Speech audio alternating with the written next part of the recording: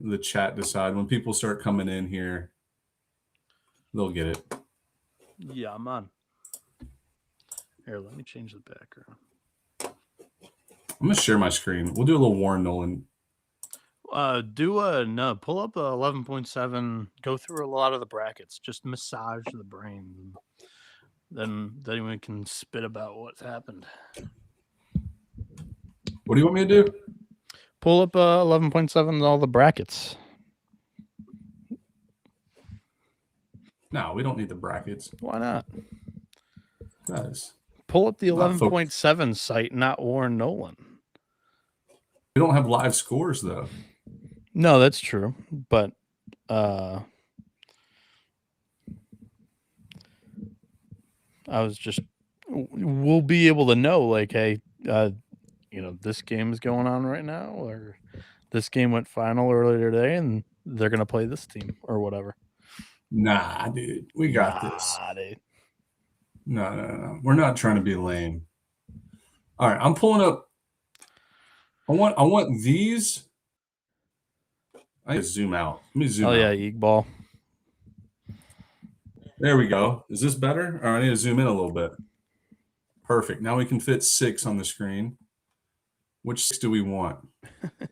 Quentin Kaufman says, bro, you finally go live and I can't watch. Yeah, of all the days we choose to go live, it's Friday night when everybody's going to be out on the town getting hammered. No shot, dude. College baseball fans don't party. They're at home on the couch.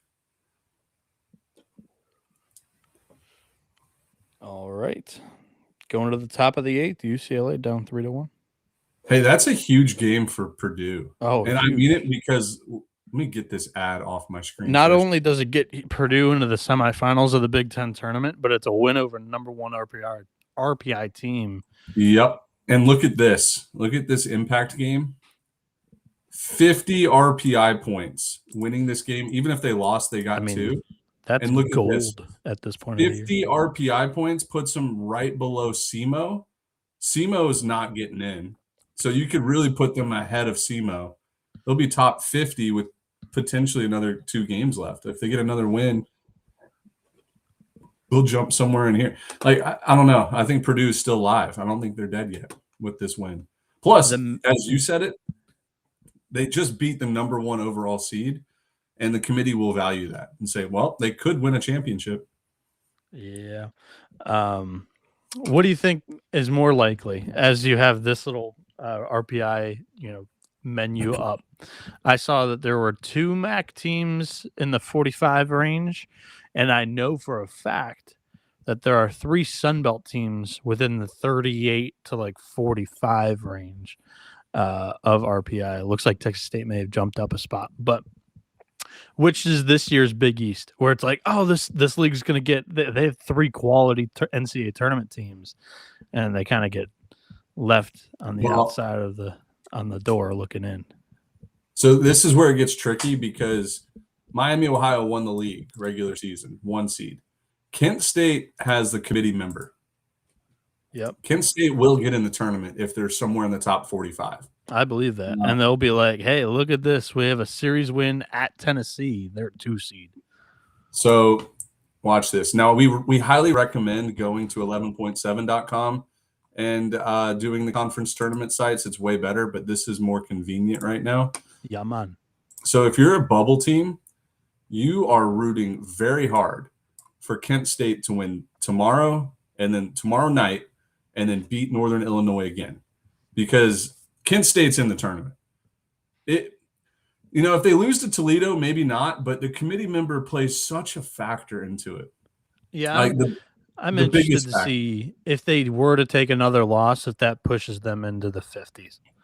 If they're in the 50s, I kind of think it's more of a Southeastern last year. I mean, Southeastern literally had the chairman of the committee, and they were like one of the first 4 teams out type of deal. I know what you're talking about. I do think that right gets them into the conversation, but you're right on that. I do want to look at this article. That was it you or Dimitri that wrote this? Dimitri and I collabed on it. I did more of the team capsules. He included that, and then yeah. Let's see if I can zoom out here. Nope, that doesn't help. All right, I was trying to get everything to fit on one page, but these are the last 4 in green, last 4 out every year. I guess we really Dude, don't I need. love this. I have the Sunbelt game on right now, and they're doing a double screen of the two parks and the two games going on. That's incredible. That's That good. is That's a good so conference clever. right there. That's a conference that cares about baseball. But back to my point, Southeastern Louisiana was 54, and they were first 4 out with Virginia. Now, Virginia, there was some stuff going on. I swear by it, where they knew their coach was fired, or no, not fired. Sorry, they knew their coach was leaving for Mississippi State, and everybody was going to enter the portal. So they told the NCAA or their rep.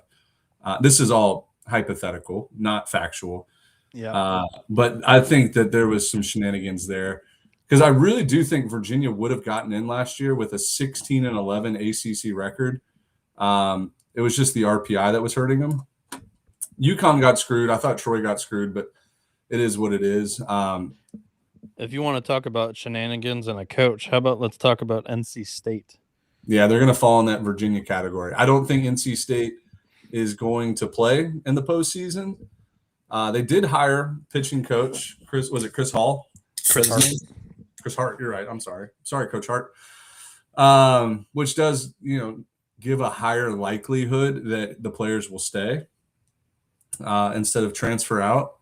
But you just have to wait and see. You never know.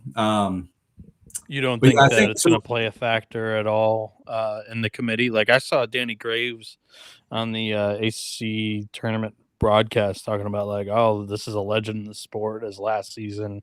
You got to have him in the tournament. I don't think that's any reason you should not put a team into the NCAA tournament because of that. But their strength of schedule is strong. They do have 14 ACC wins.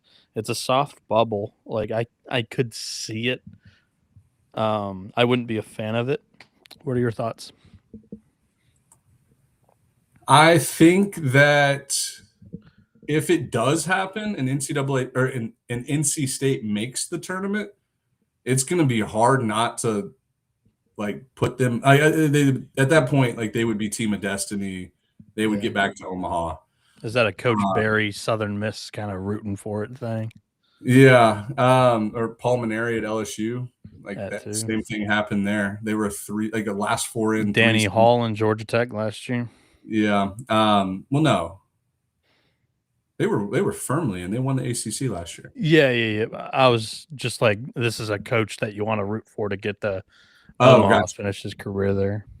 Yep. No, if I had to guess, like it would be NC State. I think would be out, especially how they played their last game. Here we go again. Cardiac Coastal. I know you can never count Coastal out, dude. I swear.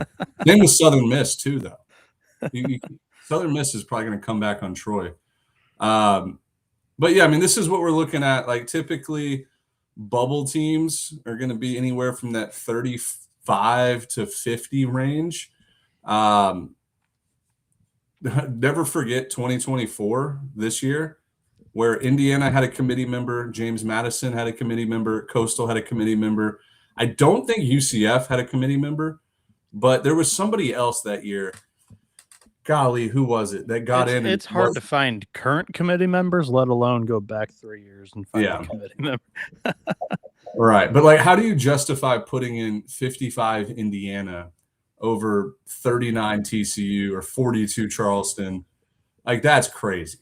That's 15 spots, 16 spots.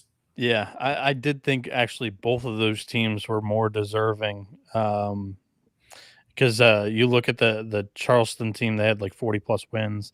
And maybe not more deserving with TCU. I was actually most surprised TCU got left out because they were in Omaha the season previous, and they were a preseason top 5 team. Yeah. This does scare me, though, for my Mercer Bears. Although Mercer's way higher than 42 in the RPI. I saw a roar in here. 41 and 14. Like, that feels like where Mercer's going to be this year. Dimitri's got the strength of schedules in there too, and your strength of schedule is like 100, so that does match. Yeah, I'll say it again, though. I will say this until I'm blue in the face. It is more impressive to have a good RPI with a bad strength of schedule. And these people like I don't want to call anybody out by name, that doesn't click in their brain. Like it is so easy to have a good RPI when your strength of schedule is top 30 in the country. It I is so agree. easy. It is hard to have a good RPI when your strength of schedule is 150 or 200. I'll agree with that. So like that's why I don't know. It's backwards. The thought process is backwards there. Yeah, Let's go back. roars in the chat saying we are fucked. Yeah. Now I DM him 100 times a day. Big Mercer baseball fan. We're not, dude. It would be the first time in history that a 30 RPI team didn't make the tournament. Yeah, I mean, for crying out loud, Dimitri's projector has Mercer currently as a 2 seed in Athens. So, like, all right. So let's go back to 2017. All right. 31 South Carolina was one of the first 4 out. They were 13 and 17 in the SEC. This was before that 13 win. You used to have, like, to be a lock in the SEC, you had to have 14 conference wins. Then the college baseball world slowly started pushing for the 13 SEC wins, like around 2021, and then they started getting in. But look here, South Carolina, 31 RPI, 13 and 17, first 4 out. I think they lost in the first round of the SEC tournament. Like they just weren't a tournament team that year. Same thing with Kentucky. Kentucky, 25 RPI, 13 and 17 SEC record. This was before that 13 win SEC was a big thing. Now it is, and people take it as gospel. 31 RPI Mizzou, 13, 16, and 1. Didn't make it. It makes sense. This is where it starts kind of shifting, where hold on, let me scroll back over. I hate how I can't expand this page. We need to format our website better. So like right in here, 2022 is when 13/14 wins get you in. Ole Miss won a national championship that year. Arizona 12 and 18. They get in. Last 4 in. This is where things just start changing. It's stupid, but whatever. If Mercer doesn't get in with a 30 RPI as regular season conference champs, and they lose to the hottest team in the freaking country right now in the Citadel, who's put up 60 runs in 4 games with 75 hits, then I will probably burn this. I would burn it all to the ground. 11.7 would not exist anymore. I would hang my cleats up on college baseball if a 30 RPI regular season conference champ doesn't get in. 44 wins, by the way. So we're not going to worry about Mercer. They're in the tournament. And you know what? They have a series win against Troy, who is also on the bubble. So no offense to my Troy fans, but if Troy gets in the tournament and Mercer doesn't, that's a double way to just burn it all to the ground. Anyways, let's go back and check some scores. Why is this going to March 3rd? What the heck? There we go. May 22nd. Purdue's going to win this game. Dang. Coastal's coming back. Yeah, they just crossed the plate again. 5-4. 5-4. What's the chat saying? I don't have it pulled up yet. I'm on YouTube right now fixing the back end of our stream real quick. Uh-oh. What's wrong with it? No, I'm just optimizing it because we don't go live often. So, all right, here we go. I'm gonna get the chat going. Pitt with 10 quad 1 wins. Do they need to beat Carolina to get in, or are they in now? Pitt is not in. They have to win the ACC tournament. I think they got to win the tournament. You don't go 11 and 19 in the regular season and then just get in because you're beating teams in a conference tournament. We cannot set that precedent because then it eliminates the value of the regular season. We play 56 games for a reason. Conference tournaments are fun because everybody starts with an 0-0 record, but we can't have recency bias and take the last 3 games, 4 games for gospel. It's just not the right way to do sports. They got to win the ACC tournament. Now, can they? Yeah. They're playing good ball. Every break is going their way. I like Pitt. I think Pitt could definitely surprise some teams. They could beat UNC. They could beat Georgia Tech. It's a very offensive park that fits their style of play really well. Yeah, I think I don't know if you're opening that up for me to continue to talk, but They're one of the best offenses in the country statistically, and they have been for almost wire to wire this season. The lineup is loaded, and in the middle of the order, like the guy that's completely broke out here in Charlotte's Trey Fenderson. I think he entered the conference tournament with just 3 pops, and he's got 4 this week. The place is a launch pad. It plays to their strengths. Their pitching staff is really thin. They just threw David Leslie today for 65 pitches after he tossed 102 on Wednesday night. So who they're throwing the next 2 days in order to win the ACC tournament is a big mystery to me. But yeah, I always say, confidence and momentum is a dangerous thing, and when you can slug like they can, that's one way to build momentum for sure. Yeah, 100%. Now, this comment from Justin Anderson here, I get it. I get the aggregate wins, but again, you can't They're devalue. 15 and 19 though. Yeah, aggregate. you can't or you 15 can't and 20. So they're 11. So they're 15 and 19 right now. If they lose tomorrow, they'd be 15 and 20. Like that's not a tournament team. And they went. Look, here's a good Steve right here. Right before that comment, they went 1-8 to finish up the regular season. So it's not like they're the Ole Miss of 22 that got super hot and got injured players back. I could see that case, but like Pitt, Ole Miss crawled to the finish line that year too. That one's still the one that irks me a little bit that they even got in. But go ahead. They were a roller coaster of a team that year. Yeah, I mean, like Pitt knows what they have to do. If the committee now, the fun thing about the NCAA baseball tournament is nobody actually knows what the selection committee is going to do. Every year, it's a little different. It's tweaked. People like to speak on what the committee is going to do. They don't know, and like the committee doesn't know right now. Like they're going to figure this out Sunday night, and then they're going to send the bracket to the NCAA, and it will be released Monday. But right now, hopefully they're watching the games. I don't think they're locked in a room like the NCAA football committee was, but yeah, I mean, nobody knows what they're going to do.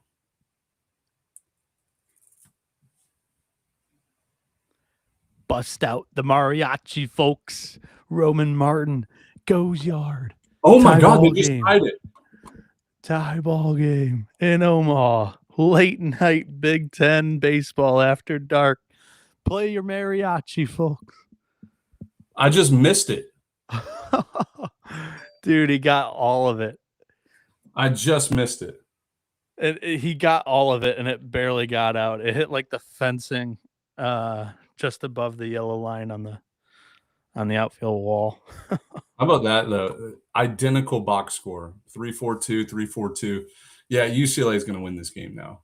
It sucks for Purdue because Purdue would have jumped up 5 spots to number 50 in the RPI. So another win, they could have gotten in that like mid-40s range.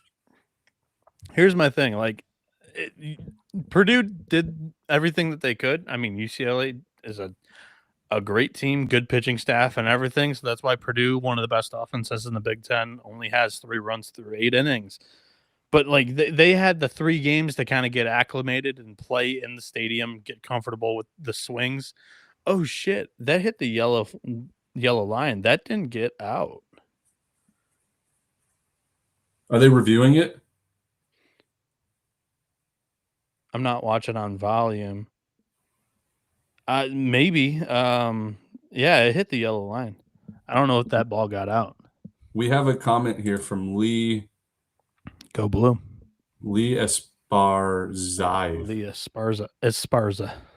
Lee Esparza the 4th. Yeah, that ball's not a home run, but he should be standing on third with a triple there.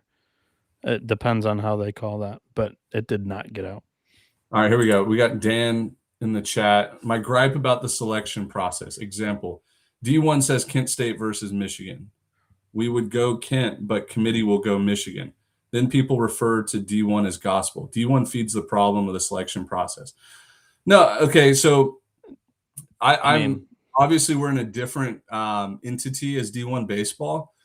People think they speak gospel and they think that they know everything. D1's the first one to admit, like you watch their shows, they're doing a lot of speculation. Like they're doing the same thing that me, Noah, Dimitri, and Jack would do on an 11.7 podcast. Like they're trying to crack the code. And like the reason why people see D1 as right or wrong is because they're the biggest entity in college baseball. And like that's the go-to source. Like their stuff is all over social media feeds and stuff like that. When you watch college baseball conference tournaments, it's always on ESPN too. Like they're showing chyrons and graphics mid-game. Like this is what D1 baseball is projecting and everything. That's why they're being taken as gospel. Is they are the go-to source for a lot of the in-game media. And that's the conversation that is filler in a baseball game. There is a lot of dead time in a baseball game. And what are they going to talk about? They're going to talk about the at-large picture on the bubble, the hosting picture for regional hosts. So when you do that, like what did they just read before they jumped on air? They went to Joe Lenardi does the same thing, Noah. You're familiar with Joe Lenardi. Yeah. Like his bracket is always wrong. Like Lenardi is God to a lot of bracketologists, but he's kind of lost his fastball in a way. Yeah. And he's also tied up in like a network. So if you're broadcasting your stuff on a network, and I mean everybody knows it now, it's mainstream. SEC, ACC, they have big media deals with ESPN. You're going to keep those teams riding on the bubble as long as possible. Like this year, Auburn was like one game over 500, and Lenardi's got him on the first 4 out graphic the entire year because it brings in eyeballs and clicks and watches and views for ESPN. I know that's off topic from college baseball, but yeah, that's kind of how that works. Now I'm curious, Dan, is this an actual like example or is this a hypothetical? Because I would imagine D1 baseball is smart enough to know that Kent State would actually get in over Michigan if it came down to those two teams because of the committee member situation. That's the only consistency amongst like the last 10 selection shows is committee members will always get in if they're on the bubble. We've seen not bubble committee teams be put on the last or first 4 out graphics. Like they are hitting 1,000. So D1 baseball would know, or they should know, that Kent State would get in over Michigan if it did come down to those two teams. I am going to take Ben's side there. I think that D1 it's the only thing hitting 1,000 is the committee member schools get the benefit of the doubt. And it's nothing like we're prepared for it now. It used to take people by shock and everything, but it's different now. Yeah. All right. That was a big strikeout for Southern Miss to get out of the top of the 7th. So I guess that was a real example. Dan said, I understand what you're saying, guys. I referred to those two teams as the Nerdcast said Kent deserved to be in, but we will choose Michigan because that is who the committee will go with. I think something that's going to hurt Michigan's case. No, I know you're a Michigan fan, but Michigan went out of their way and rescheduled those midweek games and lost those midweek games. So you have to take that into consideration. That who was it? Michigan scheduled, was it Kent State? It was Kent State and Miami, Ohio. Yeah, and they lost to both of them. Yeah. That's not a good look. That's the risk you take. Plus who knows if the committee is going to penalize teams for canceling midweeks and stuff. Like I know they didn't cancel, but you just don't know with 10 human beings in a room. You don't know what they're going to do. You can project all you want. They could throw in 62 RPI whoever in the tournament because they want to. I'll disagree with the committee will choose Michigan. I don't see that happening, especially with that specific example. Ben mentioned the head-to-head. I believe Kent has better metrics than Michigan does. When you look at DSR and KPI, we were just looking at it yesterday. Here, I'm going to show our Field of 64 projector real fast because we have it built in to the algorithm. Not only RPI. HC Fant talking about Southeastern, like maybe nowhere on anybody's radar. They were on our radar, and I think that's because Ben, Yeah. did not let us, let that slip the mind.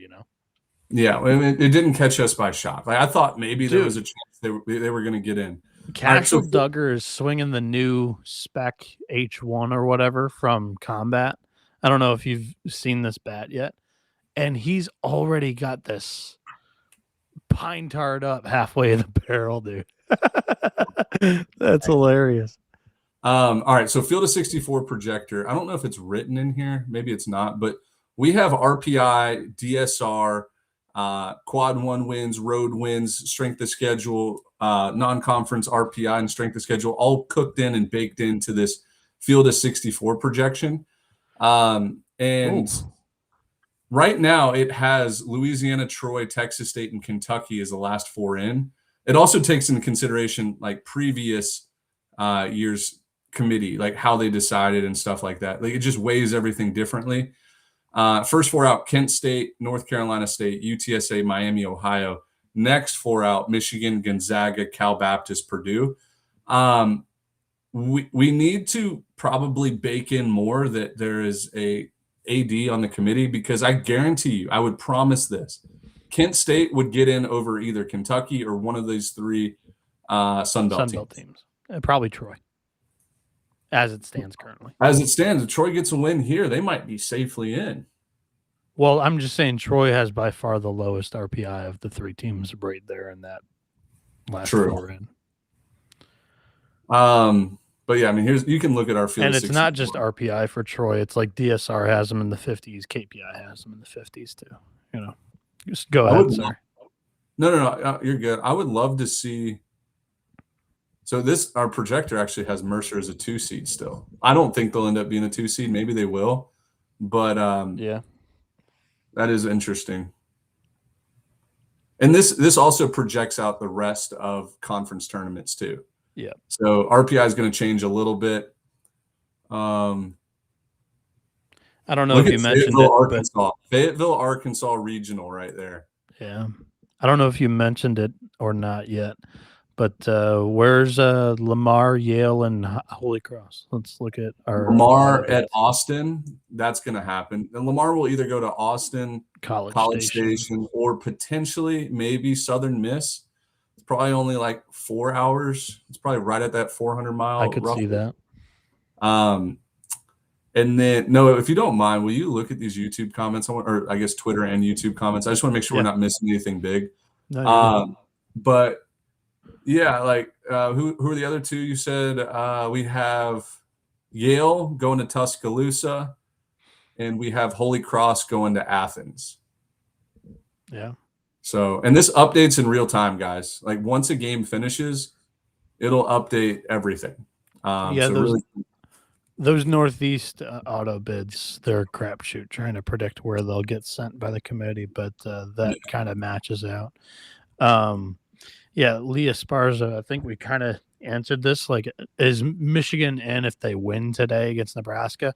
I think it helps their case a lot. Ben, could you go to the impact games and see how many RPI points Michigan would get against Nebraska, who's a top 10 RPI team? But it's a neutral game, even though they're being played. It's going to be a pro Nebraska crowd. I don't know if you're tuned into the UCLA Purdue game yet, but there's fans all over the place here. So Michigan win would bump them up 38 RPI points, even if they lose, only down 5. So really good win. So 38 would put them right behind the Citadel at 45, 46. Right on the bubble.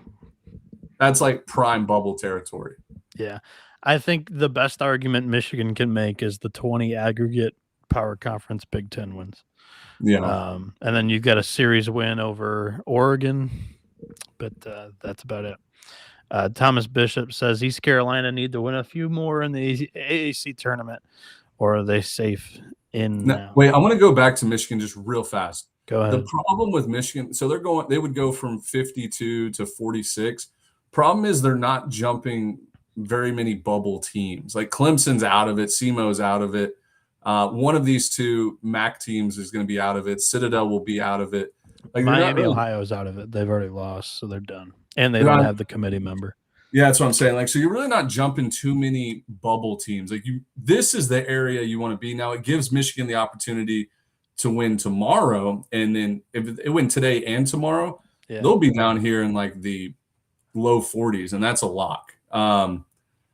Yeah, so Michigan has everything right in front of them. Now, if they lose this, they'll drop 5, so they'll stay at 52, right If ahead of you're UTSA. asking me to prognosticate it, I think the season ends tonight.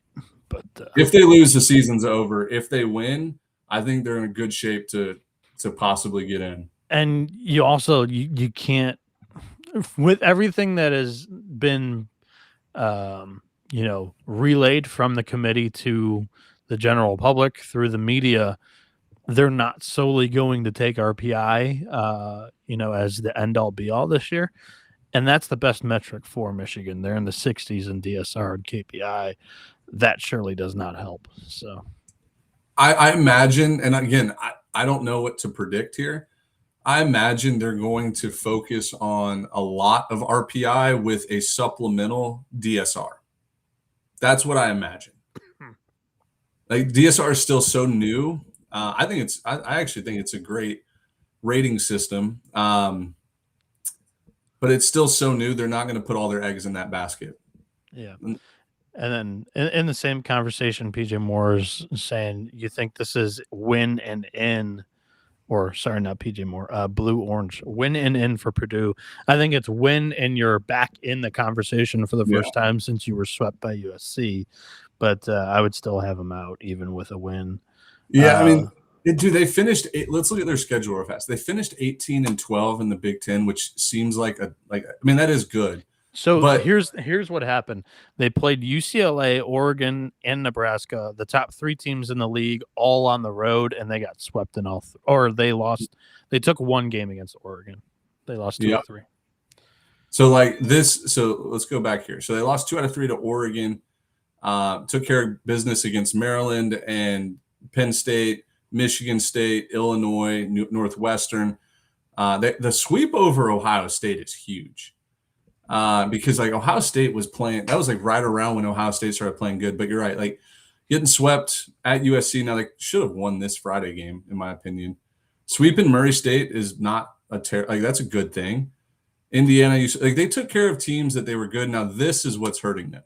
You win 1 or 2 of these games, their RPI would be they would be 2 or 3 spots higher in the RPI and make that jump. But yeah, I think Purdue. So did they not play UCLA in the regular season? No, they didn't. I kind of thought everything else was the same. It felt like they played them this year. I think I may have confused Purdue and USC's tough Big Ten schedules with each other, maybe. Yeah, a lot of close games today. Oh yeah, no doubt, no doubt. I mean, we've worked our way into the weekend rotation for some of these teams, where they're pitching their typical Friday or Saturday game, and we're getting some low scoring bottleneck type games. How about East Carolina AAC picture? I think ECU's pure bubble. I actually forget a lot of what I wrote on the favorites. Let me help you out here. ECU not pure bubble. They have an AD on the committee. Their AD is on the committee. Dude, I'm telling you, it works out like this every year. I think these athletic directors know, like, hey, in a couple years we're going to be on the bubble, and I'm going to have to be on this committee. So please let me volunteer. Look, Jacksonville State committee member, they're not on the bubble, but committee member, they easily could have been on the bubble, but they're not. Committee member with Jacksonville State, committee member with East Carolina, committee member with Kent State. Let me actually just pull up the committee members. Yeah, there you go. You sent it to me earlier. I sent it via text. How do I get that on my computer? Hey, watch this. Hold on. Let me think about what I sent the subcommittee too, which is like 18 members, a couple of players. It's a picture if you want to pull up a picture. Nope, I know exactly what to search. Alrighty. Here's what I wrote on East Carolina in the morning, and I think most of it, holds true. So here's my thing. I think they're in as of right now, and that should not change. Because if your metrics are good enough right now, you need to avoid the RPI potholes. Now, the only 2 of the 6 teams that were RPI potholes left in the American Conference tournament for a neutral game that presented RPI problems were Memphis and Wichita State, and they were on the other side of the bracket. I believe East Carolina's bracket side is Rice and UAB, so they're fine.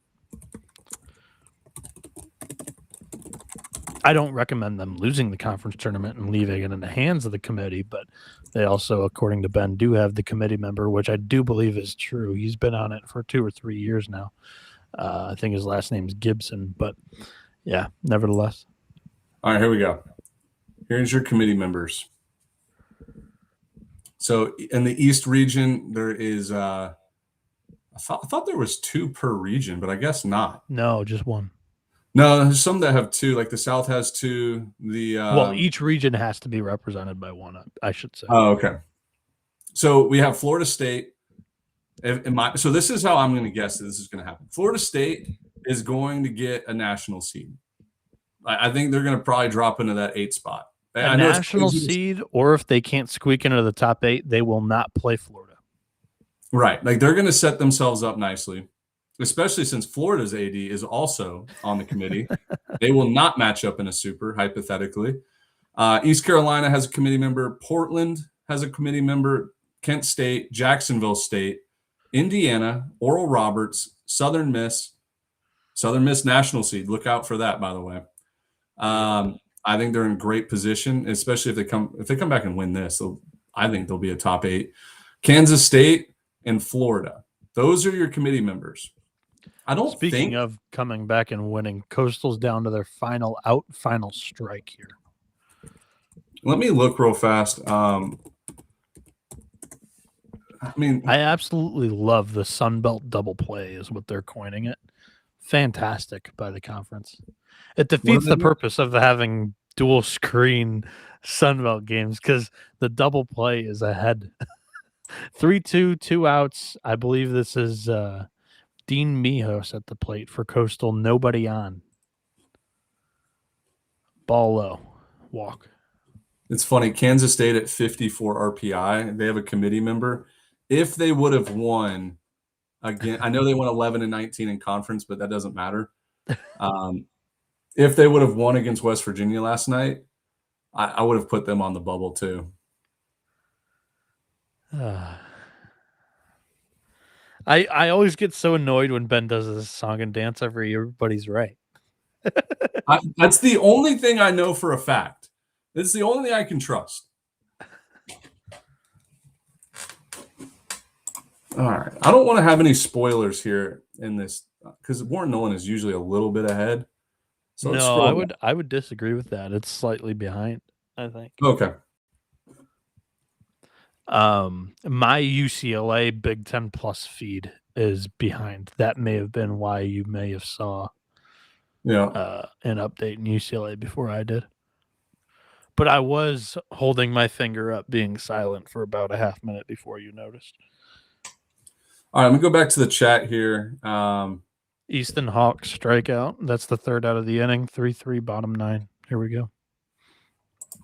What does Oregon have to do to host? Win 1 game and win. Are they playing tonight? No. They'll be playing at like 7 or 8 a.m. local time. Probably 10 a.m. Central.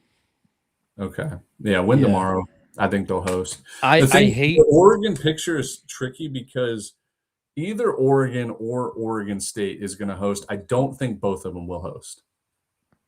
I imagine there's a chance neither of them host. There's a chance of that, no doubt. But who would you?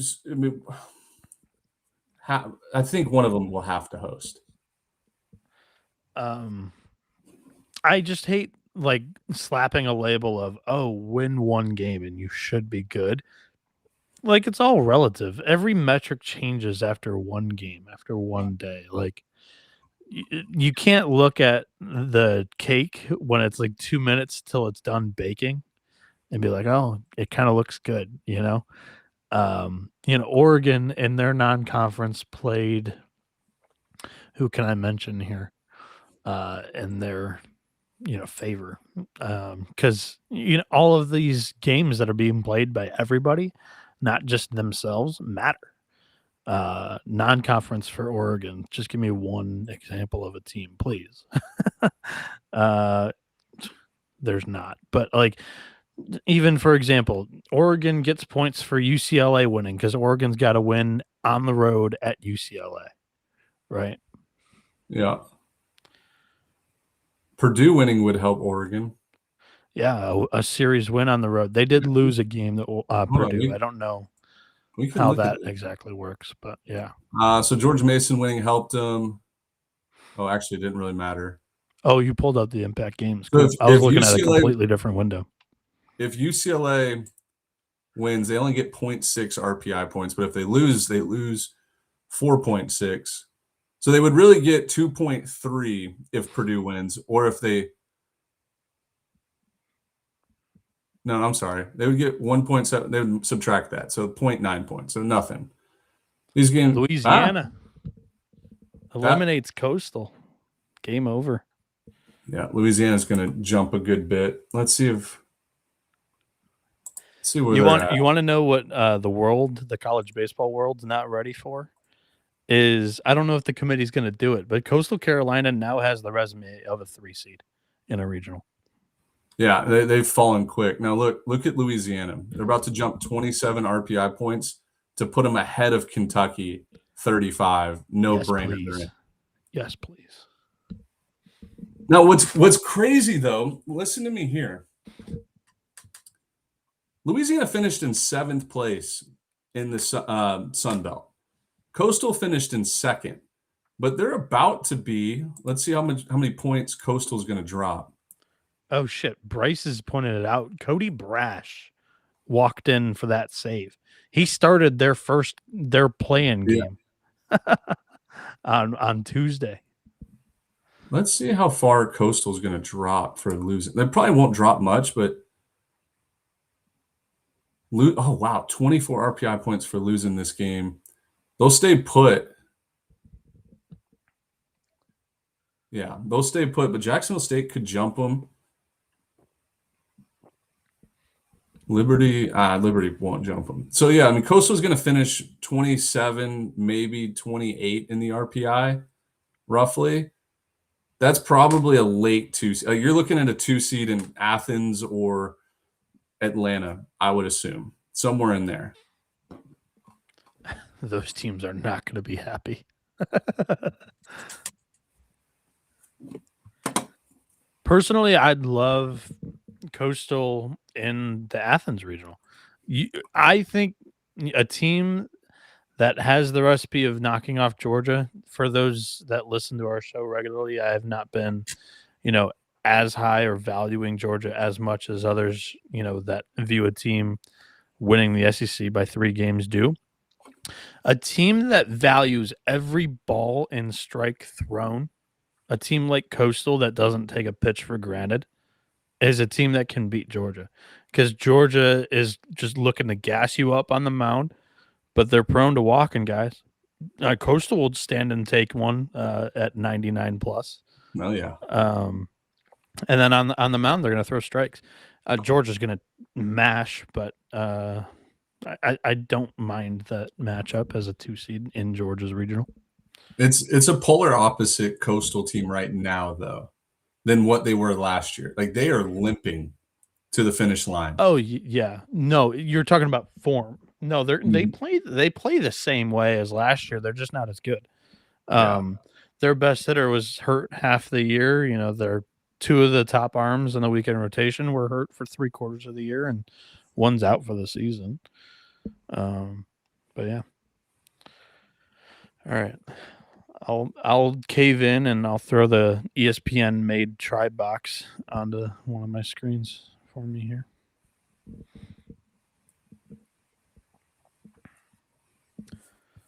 Is this Fullerton UC San Diego game? That's an elimination game, right? Oh yeah.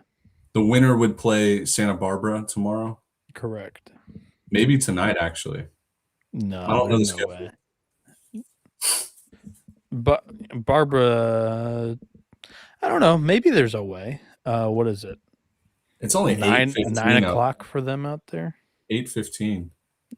Yeah, maybe there's a way.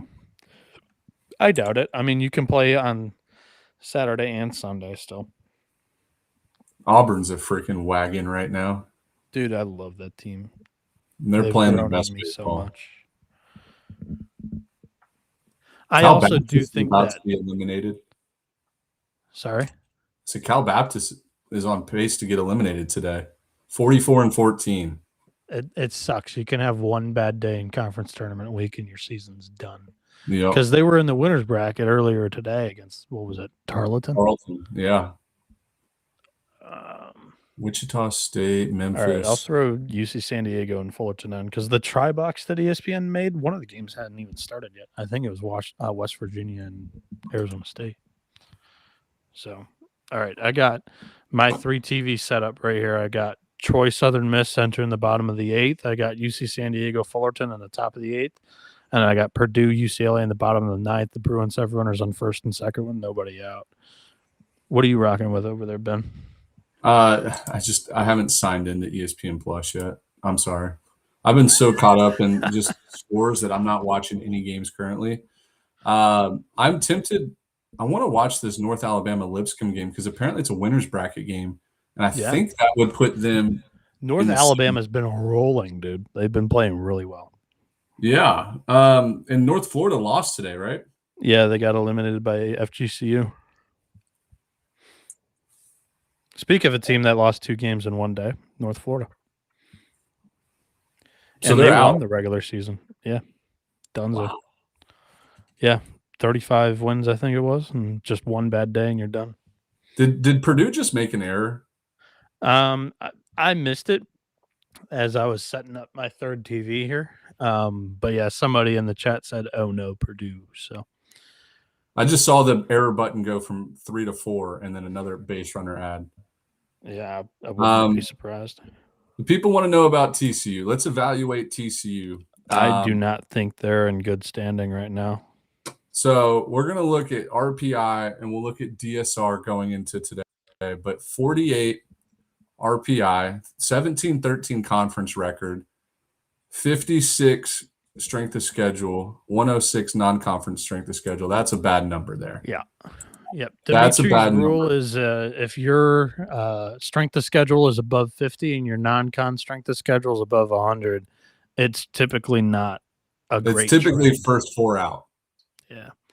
Yeah, that, and then I wrote up TCU last night. That was one of the few, or one of the many that I did. And one, they're going to remember them getting the committee. I'm talking about. They're going to remember them getting their doors blown off by Kansas State in their final game of the year. Yeah. And then they're 6-12 against quad 1 teams. Ben. Hey, they have a 105 non-conference strength of schedule, and they played 3 games at number 1 UCLA. So that could have been 200 if they would have scheduled a cupcake here. Yeah, but hear me out. If they win one of those, they're in, like, comfortably. Yeah. So they lost 2 out of 3 to Arizona State. They lost 2 out of 3 to UCF. Swept Texas Tech. 2 out of 3 against Kansas State. Lost 2 out of 3 to Arizona. Beat Baylor 2 out of 3. Swept Houston. Got swept by Oklahoma State. Swept Utah. Lost 2 out of 3 against West Virginia. There's no good series wins. Purdue just intentionally walked Rock Chalosky with runners on first and second to get the Mulavai Lavu. This game's over. I don't hate that. I actually don't hate that at all. This game's over. Lavu's the most clutch hitter on this team. I know, but but you don't want the best player beating you. That's the guy you circle and before the game, like, hey, this guy's not going to beat us. But going back to TCU, I think they're out. They have nothing to stand on. Like, they won series against Utah, Houston, Baylor, Kansas State, Texas Tech. None of those are tournament teams. They lost against every tournament team in the weekend series. Now they had injuries. Take the lead 2-1 over Fullerton, top 8. Yeah, like, this is not a tournament resume. No, they're in trouble. 8-13 road record. I think TCU's out and, like, not even first 4 out. Dimitri was kind of like pushing back with me a little bit, and I was like, dude, you can't write that every team is in. You got to take a little bit of a stance one way or another, and TCU was not really matching any of what you typically look for in a tournament team. Like, how do you put a TCU in over like a Sun Belt team that I don't know, like Brand. That's how. That's the yeah. only Well, way. hey, in 2019, one of the biggest scams of all time, ECU got put in over some really good teams. And we got to Here. pull this off. We Oh, got to there we pull go. Off the bat, ball game. sack fly. Ball game. Are they going to play that Nebraska game tonight? It's 10:20. Yeah. They announced the. I think it was like yeah. I mean, they got to get it in before 11:59 Eastern. They gotta throw the first pitch before 11:59. All right, Austin. I need Austin Galley to like sell his point on TCU. You said when healthy, TCU is competing with just about anyone. I didn't see it on their schedule. Yeah, Like they lost Tommy Laporte's opening day start to Vanderbilt too. Like they were healthy that day. No, they won that game. They beat Vandy. No, Vandy won that game. We're gonna have to go back. Hold on. Actually, no, you're right. You're right. No, because it was Arkansas TCU 2-0, 2-0 Sunday night for the championship, and it was a blowout. I remember Colin Barzey's 3 home runs, and I just, for whatever reason, thought Vanderbilt won that game. All right, so Austin is saying, and go look at TCU's rotation now. They'll be healthy next week, guys. We can't predict what. Well, their rotation's been healthy the last 3 weeks. Laporte's been back. What are we doing here? They're not an NCAA tournament team. Show me where TCU deserves to get in. They haven't won a weekend series against any tournament teams. Ben, here's their best hope. You ready for this? Southern Miss on the bubble for a top 8 host, right? Remember that? Uh-huh. Southern Miss's AD is on the committee, right? Remember that? Big 12 has a athletic director on the committee. Kansas State. Remember what happened last year where the Sun Belt got 2 hosts and the Big 12 got 3 bubble teams in instead of the 1 Sun Belt bubble team? TCU's got to hope that K-State's athletic director fucking puts his dick on the table in those conversations and gets TCU in on the bubble over the 3rd Sun Belt team on the bubble this year. That's what they desperately need. That's not bad thinking. And the horse trading is get Southern Miss the 8th seed. Southern Miss is your 8th national seed. Florida State's your 9th national seed. Florida State for a super goes to Hattiesburg instead of going to Gainesville. TCU's in the NCAA tournament instead of Troy or Texas State, whoever doesn't have the best. This is my thought process. They got 3, 6, 9 wins of their 17 Big 12 wins. Over half of their Big 12 wins were against terrible teams: Texas Tech, Houston, and Utah. And they lost the series to Arizona at home. I know they were not healthy that series, but I don't care. Like they're just not a tournament team. Mike is saying that like we have TCU in the bracketology projection. That's fair. Oh, we do? That's Dimitri's doing. I literally was telling Ben 2 minutes ago, like Dimitri was fighting for TCU last night when I was writing the article, and I was like, no, I just don't think they're an NCAA tournament team. Where do we have TCU? I mean, that's all right. That's cool. They're a 3 seed in Austin on your projection right there. All right, so 48 RPI. Oh, the DSR has them at 33. Oh, yeah, no doubt. ELO has them at 20. They don't use ELO, but that is a good little reference point. Yeah. 6 quad 1 wins, 8 road wins. So I get it, 8 road wins, but they're 8-13 on the road. Yeah. No, they're 8-13, and they have 6 quad 1 wins, but they also have 12 quad 1 losses. I think rationally, I know it took everybody down a dark and scary world in college sports, but that's how it works sometimes in these closed door rooms.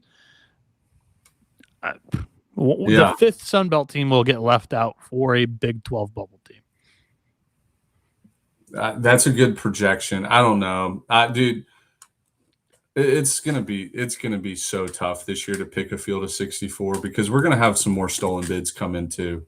Well, there's not too many left. So we wrote that up yesterday. So ACC, it's only Pitt remaining.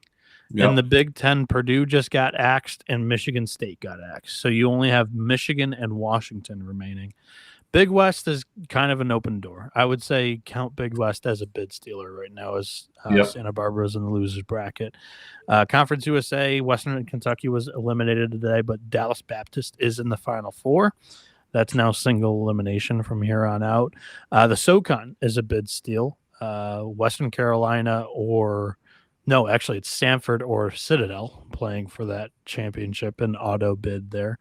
And Yep. then Sunbelt, Coastal Carolina was just axed, and Southern Miss is about to fall to a losers bracket. So Southern Miss would have to play South Alabama, I believe, and then turn around and beat Troy twice. Correct? Yep. Yep. So I was thinking to myself, there's not many leagues left, but those leagues, it's happening. Big West, I would count it. Sunbelt, I'd count it, and SoCon, I think it's already factored in. We don't have Mercer as the at-large in our field of 64 projector anymore. So no, we don't have them as the AQ. We have them. We have it as an at-large. Yes. Yep. So what games do we have left to start tonight? We have Michigan, Nebraska.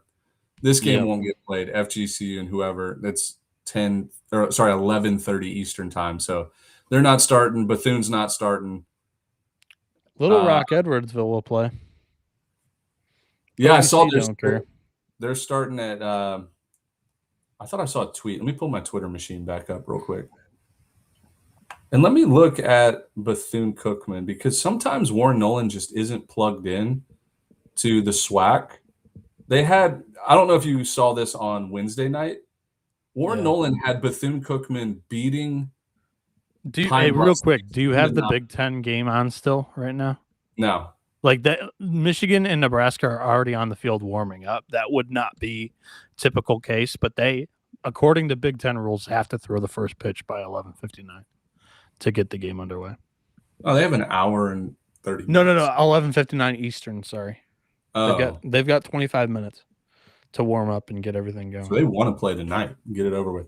So Nebraska wants to play tonight for sure because they've got half the building. Yeah. And their fans may not show up for an 8 a.m. game or whatever. Neither one of these games are being played tonight. Bethune and then Florida A&M. Okay. So it looks like we're only going to have Little Rock SIUE elimination game, Michigan, Nebraska, technically elimination game, single elimination. We have Arizona State, West Virginia that just started. This game, the South Alabama game, won't be played, I don't imagine. Because they have to wait for this game to be over. Gotcha. What's this Mountain West situation looking like? Is this a winner's bracket game or elimination? Oh, this is game one of their tournament. Wow, playing game one Friday night is a crazy thing. Yeah, and it's not single elimination either. No, yeah, we're gonna be. There were playing games on that bracket. Like I know Air Force has played 2 games,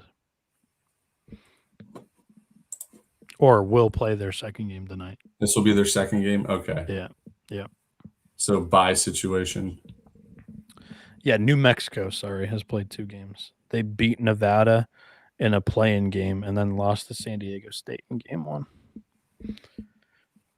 So San Diego State's sitting in the winner's bracket game.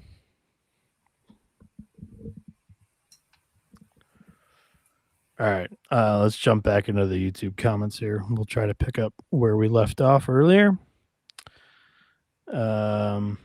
Yeah, I mean, TCU fans, that's why the whole thing is kind of relative, and I hate, saying you need to do this, you need to do that to get in, because Dimitri's projector has them in. You look around, maybe most others have them in, but I do think that it's going to come down to a comb and you're under the magnifying glass, there are some things that are on that resume that are not pretty necessarily. So I would pay a ton of money to be a fly on the wall for these committee meetings.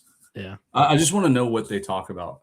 And Maybe, the committee does not take into account that your game 2 and game 3 starters are some of the best in the nation. yeah. Sorry.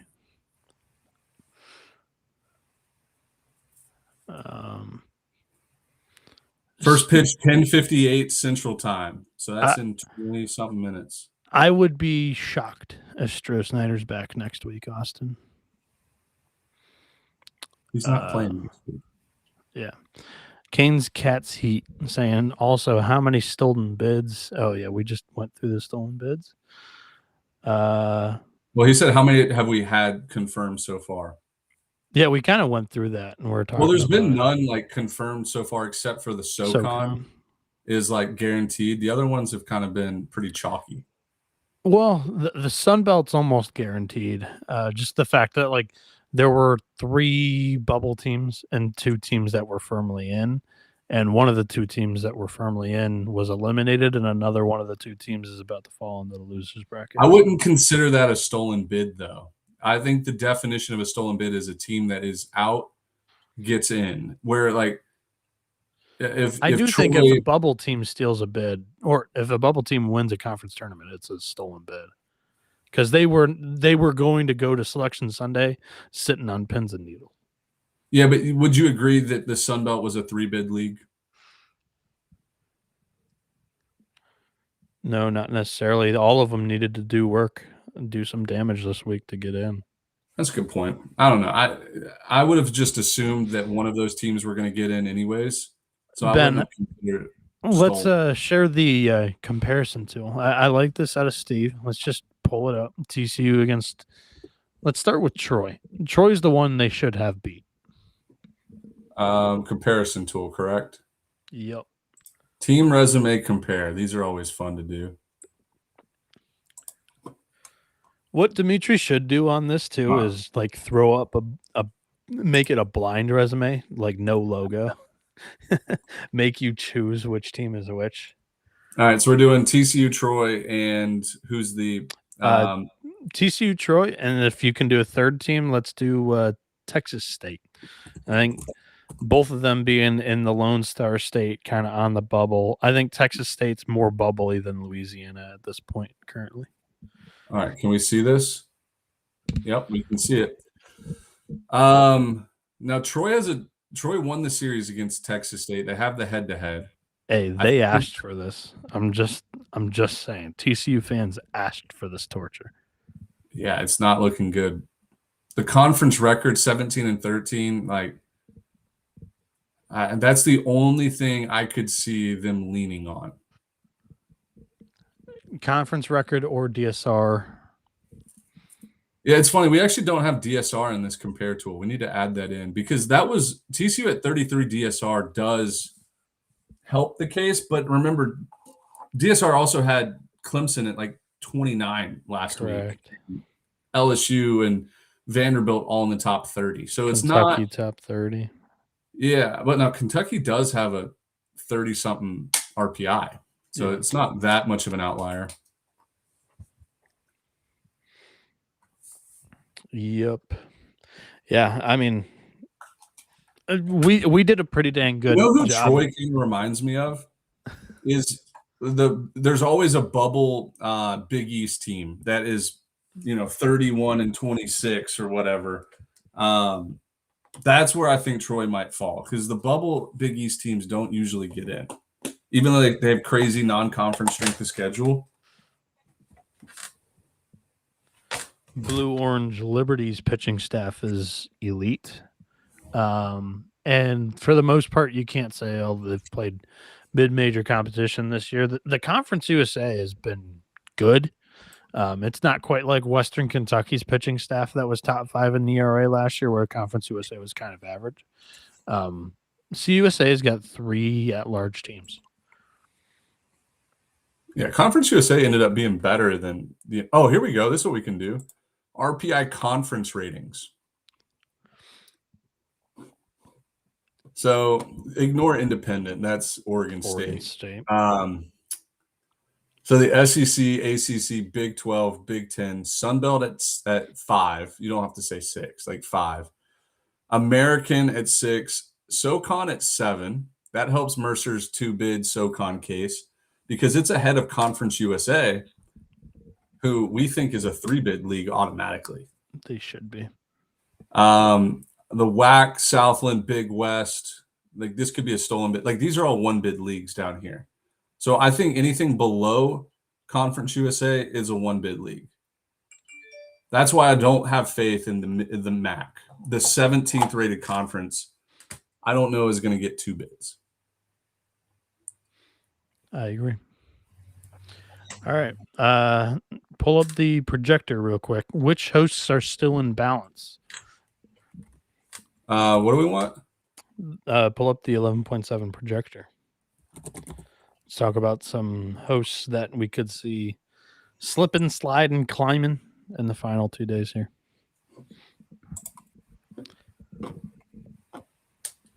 All right. So we'll just take 16, 15, 14 right here. Mississippi State at 16, which Who's means 13, just for curiosity's sake?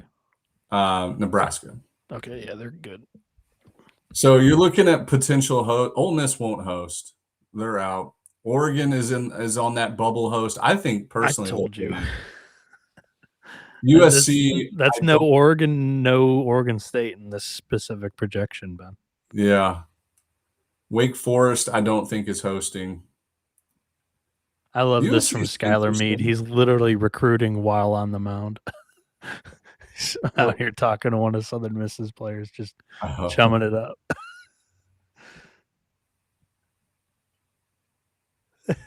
Even the kids like laughing. I don't know what that was all about. It was hilarious. I'm looking at these 2 seeds. But yes, Oregon has something to play for. They're still in the Big Ten tournament. They play tomorrow morning, whereas Mississippi State's out. A&M could be out. I don't expect their RPI or standing in a regional host conversation to fall. A&M will 1,000% host. What are you talking about? Yeah, no. I'm just rambling, filling in the space. Or Oregon, I think, is the only team I could see playing themselves in. It's just you got to find a team for them to replace. Arkansas has kind of filled in the back half of the hosts this week, where I don't think a lot of people, kind of saw that coming or were projecting that prior to the SEC tournament beginning. And that's where I think Oregon was probably a host in going in. This is interesting. I want to always bring this up because the softball committee pretty much went DSR for host, RPI for at large. If the season ended today, I think that's a possibility that they will look at DSR for hosting, and then they will look at RPI for at large. And if that was the case, here are your Arkansas moves up to 16 in DSR, Wake Forest 15, Alabama 14, Kansas 13, Oregon State 12, Mississippi State 11, West Virginia 10. So that means Nebraska. So Southern Miss is hosting. All right. Yeah. Maybe we won't go down DSR. Maybe switch Southern Miss and Wake, flip-flop those. Nebraska's hosting too. Nebraska instead of who, though? They're hosting. Tennessee. Oh, Tennessee. Tennessee's 17. Tennessee's 17. I'm saying who in the top 16? Oh, Oregon State. Oregon State. Yeah. So Nebraska or Oregon State, 41 and 14, 43 and 12. It's a top 10 RPI. They're hosting. Yeah. I was just trying to give people a look at the DSR. Yeah. Let me look at these bubbles real fast. Uh-oh, here comes Dimitri. You mean Guns a belt? Dimitri's about to come in here blazing hot. Is he expecting us to add him to the stream, or is he going to add No, I think he might be trying to hide behind the scenes. Yeah. Well, you don't hide behind the scenes when you enter your name as 5-bid Sunbelt. He's rooting for it hard. I don't know. We all are. We should be. Like last year, they got fucked. They only got 2 bids. This year, they should get more. All of this will work out, and then there'll be like 3 things that don't make sense. It happens every year. Yeah. Kentucky's in, and it won't make sense. Dude, if Kentucky gets in, I mean, I would almost rather see TCU in than Kentucky. I would 100% rather see TCU in than Kentucky. Throw those 2 in the comparison too. I don't even want to think. I think they're both out. I don't even want to think about it. Kentucky's getting in, dude. Just accept it. No. SEC's not going to have 13 bids this year. You think they're going to accept only having 11 instead of 12? They deserve 11. Kentucky didn't do anything. I'm right there with you. Gentlemen, how are you doing? Howdy. Excellent. Are you hanging left or right, Noah? Am I hanging left or right? Yeah, are you hanging left or right? What does that mean? Like are the cojones hanging straight? They're hanging left, they're hanging right? How are we feeling? It's basically another way of saying how we feeling. All right, we're hanging left. Is that how I respond to that statement or that question? You usually go like you're a little bit acting all weird. What are we doing? No. It's just another way of saying how are you hanging? Like how's it hanging? Like how you guys doing? And usually you would be like, oh, it's hanging a little to the right today, or oh, we're just a little. So that's how you respond to it. You're like hanging a little left, a little right, a little left, a little right. Okay. This is all new to me. I've never heard some European stuff, dude. I know. You've never heard that before? No. Oh, wow. Northeastern with a 5 spot to take the lead. What have you guys been talking about? What's the everything but what we need to talk about? I want to bring this up with Dimitri real fast. Dimitri, why do you think TCU is a tournament team? Oh. TCU? That's been a big argument. I don't think we've been talking about TCU the last. Our projector has TCU in. They shouldn't be. I mean, I can't argue with the projector. I mean, it's taking number. You know what I mean? Like, I personally think TCU should be out. Okay, so you've changed your stance from last night. No, I said their injuries should take them out of the tournament. The whole Jordan Travis thing is all over again with TCU. They have nothing left.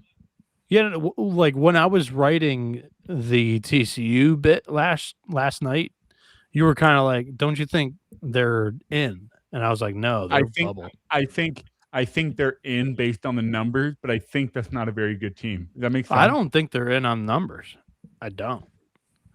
If we get 3 more outs in this Troy game, it's going to get messy because Santa Barbara, dude, it's going to get messy. Yeah.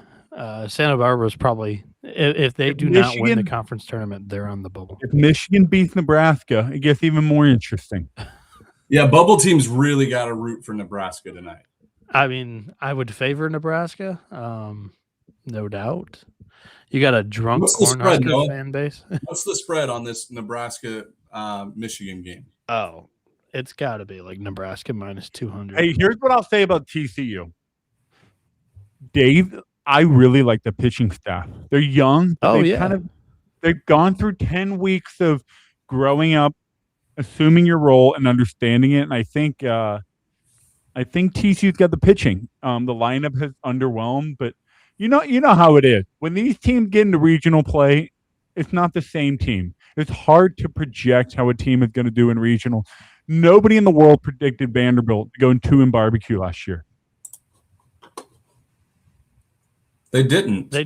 Yeah, they didn't. I was doing the math. 1-2? They beat Wright State. They beat ETSU. Wright State took out what's his face. Oh, that's right. Wright soiled it.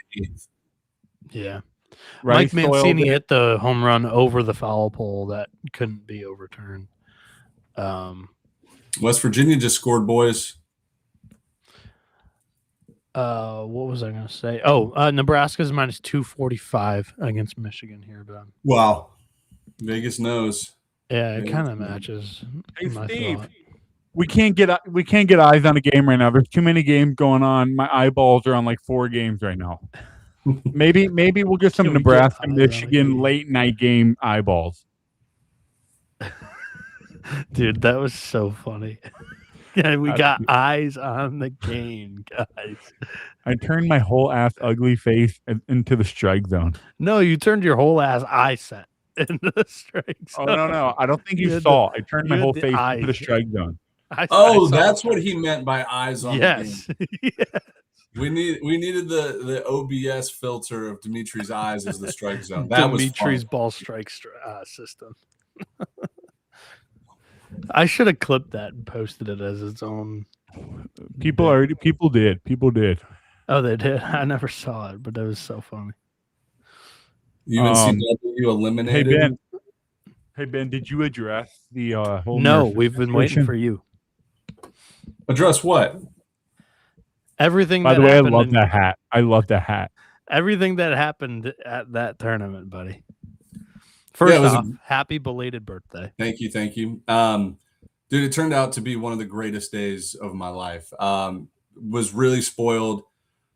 I'll take you through the whole day, I guess. 9 a.m., Mercer's getting their teeth kicked in the 9th inning. They hit a home run to make it 9-1, and there's 2 outs in the bottom of the 9th. I'm about to get up out of my seat to go, talk to players after the game. And Titan Kamaka hits a homer, and it's coming right at me.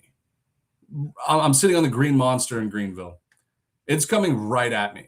I didn't have to move. Stood up, had the hands basket form next to my hip, and I'm just going to casually catch it and probably throw it back just to be funny. I don't want a Mercer down 9-2 ball.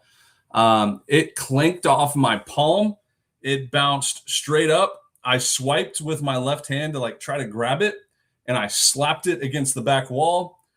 And all I could hear is Jack laughing so loud and saying "Oh my God, you dropped it." And I had a mini panic attack. I didn't know what to do. I fell to I literally fell down, sat down in disgust. Then I walked, and I didn't know where I was walking.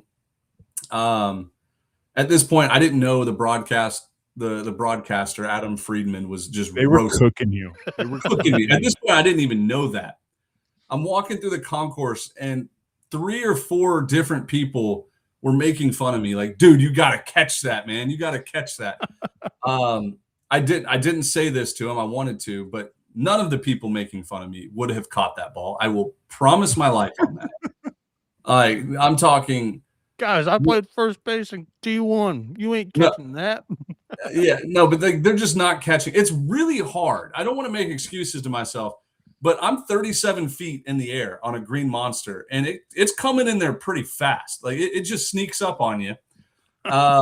That's my excuse. But anyways, I did the right thing. I actually walked over to Mercer's side, and I said, "Hey, does anybody know who is Titan Kamaka's parents? Are they here?"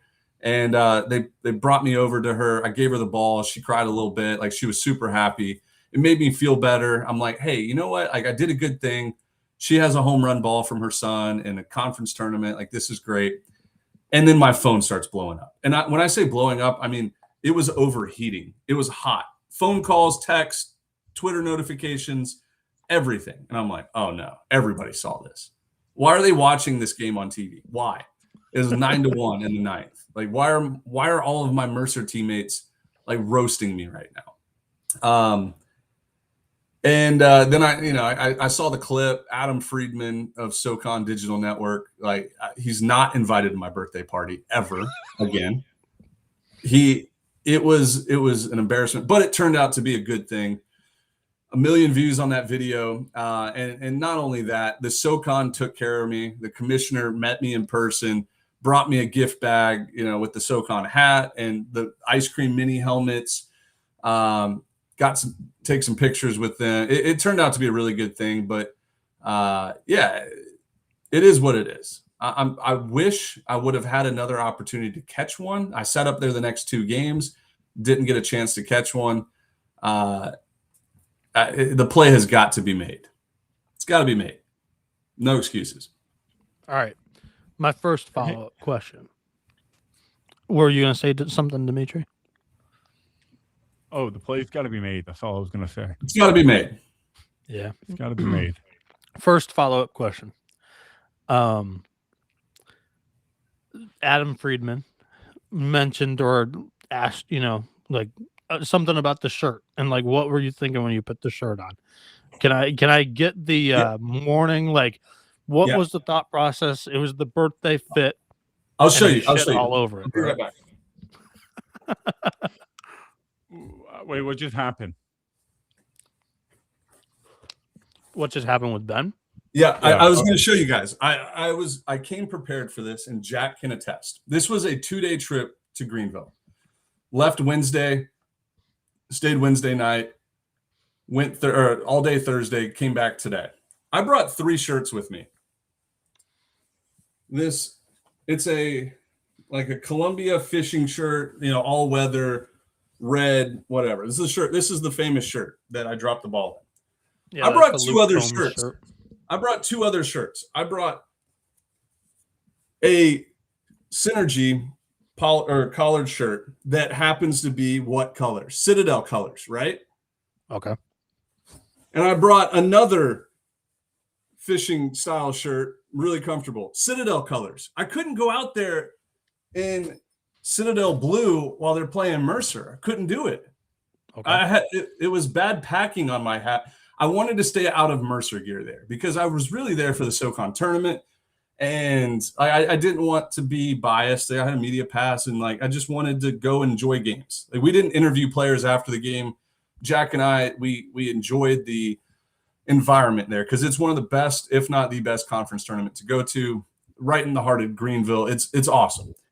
So my choices were 2 Citadel shirts or this red one, and I chose the red one. Now Adam Friedman can stop knocking my style. I've never been a style guy ever. I'm a comfort over style all day, every day. Yeah, and it's hot as balls out there. It's humid. I'm sweating, and I wanted a light shirt that breathable. It was just the right choice. All right, question number 2. Yep. So for the second game, you guys showed up and you did have a glove on your hand. Oh yeah. What was the glove doing during the first game? Why was it not with you? Or why did you decide to bring the glove out for the second game instead of just rock bare hand? What do you mean why? What do you mean why? So he can catch the fucking ball. Yeah. Dimitri, I understand that's the answer. Let him answer that. That's the softball part of it. But where was the glove the first game? So we were lucky enough. We stayed 5 strides from the hotel to the stadium. It was one little crosswalk from the entrance of the Homewood Suites to the stadium entrance. It was an awesome hotel, Western Carolina, staying there. It was really cool. And between games, Jack and I, having content brain, we're like, how do we parlay this into a little bit more and to play into it? And Jack goes, hey, I got gloves in my car. Do we just want to go to the parking garage and grab some gloves and make a little video, a bit video? I'm like, yeah, dude, absolutely. And I'm going to use it. I'm going to have it with me in the next 2 games. And the plan was for when the next home run ball came to me, I was going to throw my glove off and try to catch it again barehanded. We made a pregame video with me with the glove. It was just a part of the bit. The glove was never supposed to be there. You have to catch that ball barehanded. Play has to be made. All right. Play has to be made. Question number 3. What did you do with the glove after the game? I heard a story and saw a video of post-game tarp pull. What happened after the tarp pull? So again, we got spoiled by the SoCon. We spent the last 4 or 5 innings of the night game between UNCG and Western Carolina sitting and talking with the commissioner of the SoCon. And after the game was over, he asked, you guys want to help us pull the tarp? And Jack and I were like, yes, absolutely. One last tarp pull. Had a great time doing it. Grounds crew was incredible. And we had the 2 gloves sitting there. And after the tarp was pulled, we kicked off the flip-flops. And we played catch for an hour, and they kept the lights on for us. We were making sick plays. It was incredible. We were throwing knuckleballs. We were throwing flat grounds. We both had a little bit of alcohol in our system, and nobody dropped a ball. Nobody made a bad throw. We weren't chasing balls. It was just good, clean catch. Wait, by a little bit, you just mean one bat worth of alcohol, right? That was a Sprite bat. I don't know if you saw the video. Those were Sprite bats. I don't even know what that means. The bat was filled with Sprite. Yeah. All right, That's and just then I got one. Unbelievable. I got one final talking topic on your entire day yesterday, which was your birthday. Again, happy belated birthday. But Thank you. You don't have to keep bringing it up, but thank you. I'm bringing it up because now you're heading to Kangaroo Court. You told the viewers, the live stream watchers, that we'd be here every night. Dimitri dipped for this. Yeah. This is hilarious. And yeah, the phone from you and Jack. I'll say you and Jack. Dimitri and I were just watching ball. A couple of ball watchers. Mhm. Just I'm sitting in my basement. He's sitting in his kitchen. We've got multiple games on, and then just we're texting back and forth. This is happening. This is happening. This is my favorite week of the year. I can't stop talking about the action. And then two of the four phones were silent all night. Yeah. So yesterday it was a business decision to put the phones away. I'm not kidding. And like, I'm very grateful and very happy that there was so many birthday texts and phone calls. And also the video that was going viral was keep being sent to me. And I was getting made fun of. There was multiple group chats that I'm in just firing on all cylinders.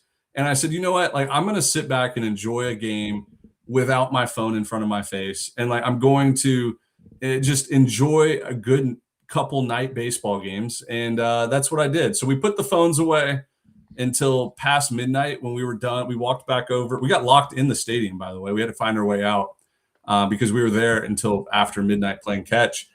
And when we got back to the hotel, you have to remember Jack drove to Greenville from Charlotte and got there at 4:45 a.m. and I stayed up for him. So we were rocking from, almost a 24-hour spiel. We had a 30-minute nap in between games. We were up for 24 plus hours. So we were tired. We didn't do a live show. I'm sorry. It was on us, but enjoyed the day. It was great. Mm-hmm. Sorry to the listeners and the fans. We'll be back every day. Our Discord was, buzzing. I just let it happen. I wasn't man enough or proud enough to go into the Discord and say, hey, I'm the only one with no social life. I'm not out there doing anything. Dimitri's in a softball league championship game. Hey, Dimitri, I never got the answer. If I did get the answer, I forgot it. But did you win the title? What do you mean, did we win? We're in the title game, baby. We're going to the ship. Oh, you haven't played the championship game yet? No, it's next week. But Gotcha. I just wanted to say something. I sat on FaceTime with Ben and Jack to accompany him on his whole entire drive. Yep. From wherever the hell he was to Greenville. And then Charlotte. I got Charlotte to Greenville. Yeah. Charlotte to Greenville. Yeah, we had a good little conversation. It was 4:45 a.m. when he pulled up. And yeah.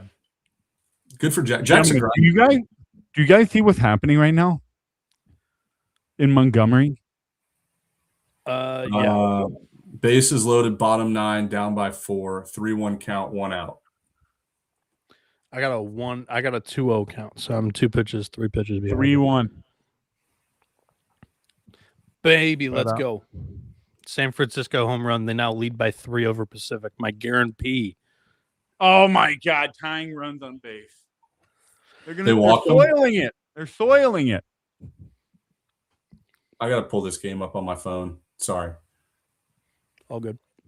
Walked him in. Okay, I'm caught up now. Here we go. He didn't want to pitch to the guy rocking a combat bat.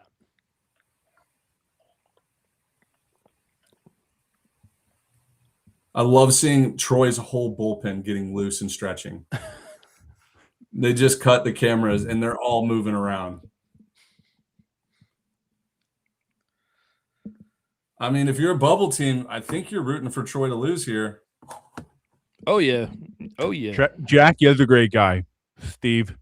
You might be FBI, so take it easy on him, but he is a great guy.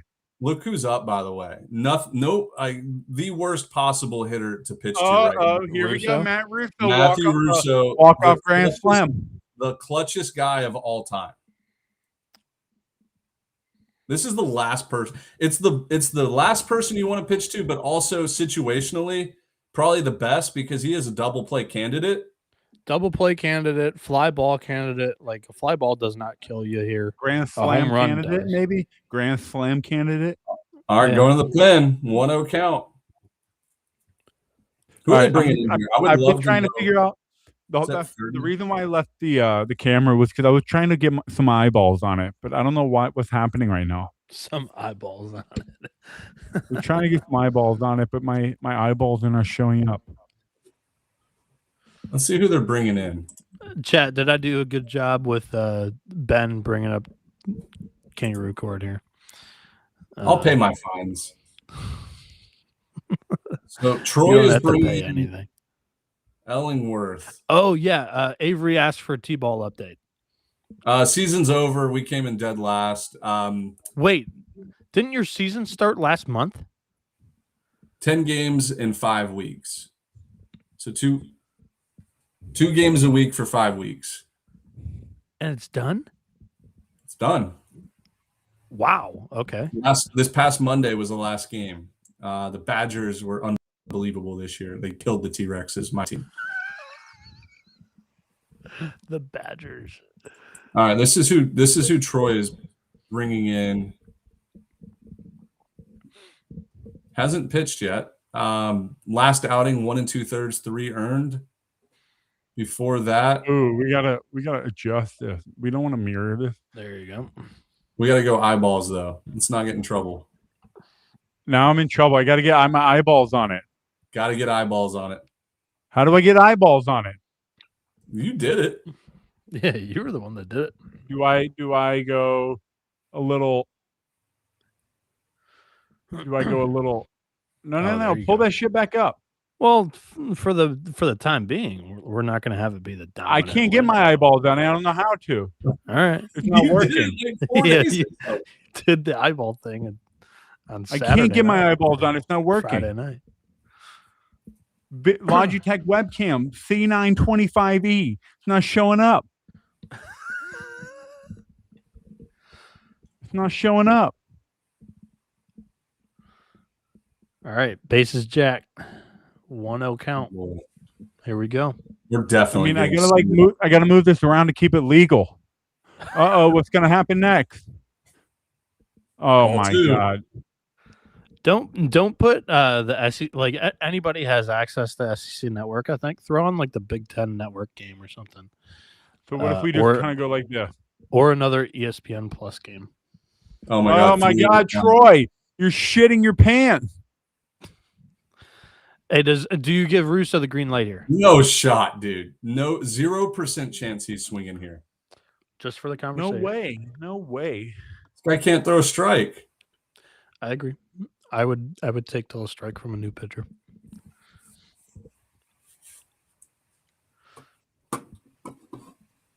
This is we're getting in trouble for this. I'm waiting for the lawsuit to come through. Oh, buy it. 3-1 swing and a miss. I mean, we're not making any money off the live stream, so I know, yeah. So it don't matter. What do you mean I'm not tech savvy? That's offensive to me. Very few things are offensive to me. Telling me I'm not Wait, tech savvy is so one do of you them. prefer to be called a nerd or prefer not to be called a nerd? I would rather be called Or a geek or a a dork? genius rather than a nerd. This is Dimitri's dropped home run ball right here. Like 9 times out of 10, he knows how to put eyeballs on it. Can't do it right now. 9 times out of 10, I catch that ball. Here we go. Oh, fouled it off again. At least he's worked his way into the count. What is this? The FBI hat was for an inside bit for the YouTube channel, and I'm part of it. I have changed it now. Why are my eyeballs not showing up? We need the ABS. We need the strike zone. If you are a bubble team, Oh, is that a double play ball? Oh, foul. if you are a bubble team, you're locked into tonight's games. You're rooting for Nebraska and you're rooting for Southern Miss. Dude, what the fuck? Where is my eyeballs? And for anybody They're on listening, your head, silly. there's people that probably don't know what we're talking about. Maybe usually Dimitri will have a Photoshop of his eyeballs for this. Whoa! Damn. Balls of steel. What a pitch. Fairleigh Dickinson's in a 10-10 game with Wagner. No, not right now, buddy. Calm down. We're not talking 5-bid Sunbelt. 5-bid Sunbelt. FFB, fucking Fun Belt. Game's not over yet.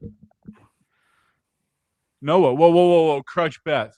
I need to address this. Noah, what happened before I got on? Nothing. I said it when you were on. I wonder if another loss from UCSB lands them in the bubble conversation. It's literally not possible for Santa Barbara to become a bubble team. The team that would be on the bubble with them are just significantly behind them. It's a weak bubble, no doubt. But Santa Barbara, it's like not possible for Santa Barbara to be on the bubble. Oh my gosh, their metrics are better than any other bubble team. Yeah, Santa Barbara is not a bubble team. We need to relax. Come on, you know better. You know better. Santa Barbara is not even possible to be a bubble team. Very possible to become a bubble he team. swung on that? Here we go. I just think they're a good bubble team, and I don't think they'll be left out. 0-2. Oh no! No way! Oh, it's gone! Walk off grandissimo! Oh, the dugout floods out onto the field. Holy shit! Dre Barrett. Well, I'll be right back, gentlemen. 0-2 count. Oh my gosh. That just happened.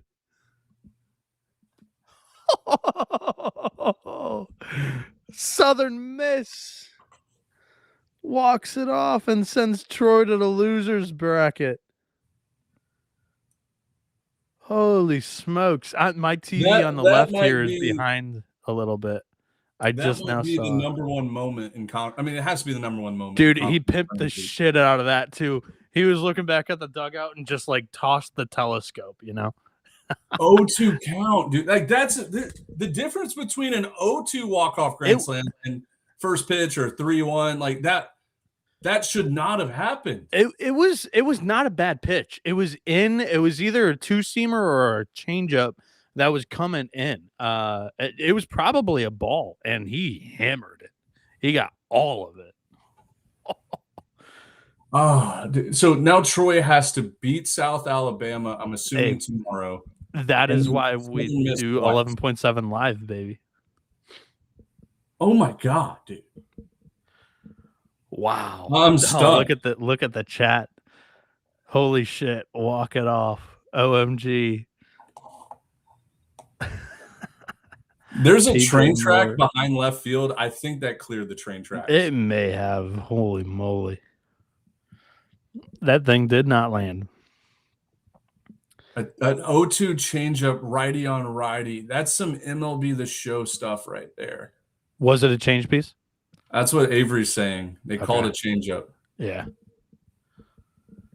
I mean, it was a good pitch. It was not a strike. Team of destiny this year, man. I'm telling you. They're catching tons of breaks. They have the goods. That's incredible. All right, Dimitri just posted it. That's incredible.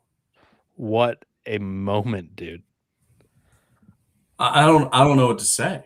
I want to go back and watch our shit. Hold on, I'm gonna pull that up here. No, I don't care about ours. Like I'm sure I made the craziest face in the world. I don't know what I did. I think I blacked out for a second. Wow. Just Troy has no shot tomorrow. South Alabama is winning that game. Like that was the most deflating loss the team could possibly get. Up 6-2 going into the ninth. Yep. And good call, Ben. That is a That is a Saturday night winners bracket game that went 12 innings. You lose the night game and you have to come back and play at noon. Yeah. That's unbelievable. Wild, dude. Incredible. College. I have a headache right now. I think I forgot to breathe for a while. The blood just rushed to your head. Oh no, Troy's in trouble, guys. Troy is in trouble right now. All right. Let's see if I can do this properly. Troy is in bad trouble, guys.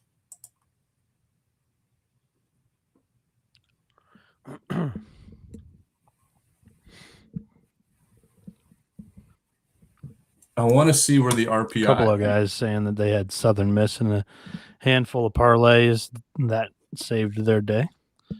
Good for y'all. Go to church on Sunday. That's stuff there. rarely. So Troy only lost 8 let's RPI points. So they're still sitting at 41, but they could have gained 36 to bump them to 37 RPI. Oh, dude, that was a dagger. All right, I pulled it up. Share screen. Share this window. Let me know if you can hear this. What are we doing? We're watching our reaction. Why not? Yeah, I mean, I'm curious to see. Can you hear this? It says click to exit full screen. I think that my screen's blurred out. Oh, he set him up too. He tunneled. No, I think inside you're sharing the screen, fastball. but I think it's blurred out, or at least it is for me. What'd you say? It says click to exit full screen. Does that show for everybody, or is that just my screen? There we It go. might be just your screen. No, you fixed it. You fixed it. Okay. Run it back. How about now? Nope. Click to exit full. It blurs everything out. All right, hold on. Let me do this. There you go. Try that. Yeah. All right. So did you see the pitch before? The 0-1 pitch? It tied him up with an inside fastball. So then he tunneled the changeup off of that. And Barrett just smoked it. Guys, I cannot believe that the 2 go-ahead bombs with 2 outs and 2 strikes today. I got to see this pitch again. Oh, it just leaked back over the middle part. It was supposed to be changeup away off the plate, try to get him out front, and it leaked right back over the middle. I cannot believe that just happened. Go back to the pitch again. Go back to the pitch and slow-mo it.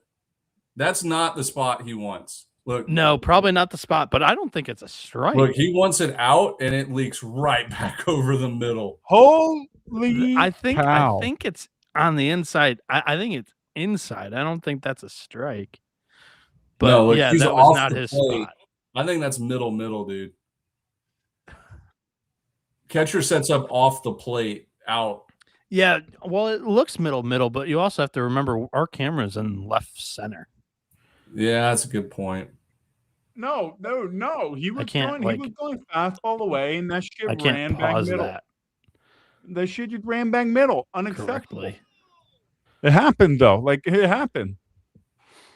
I mean, it happened.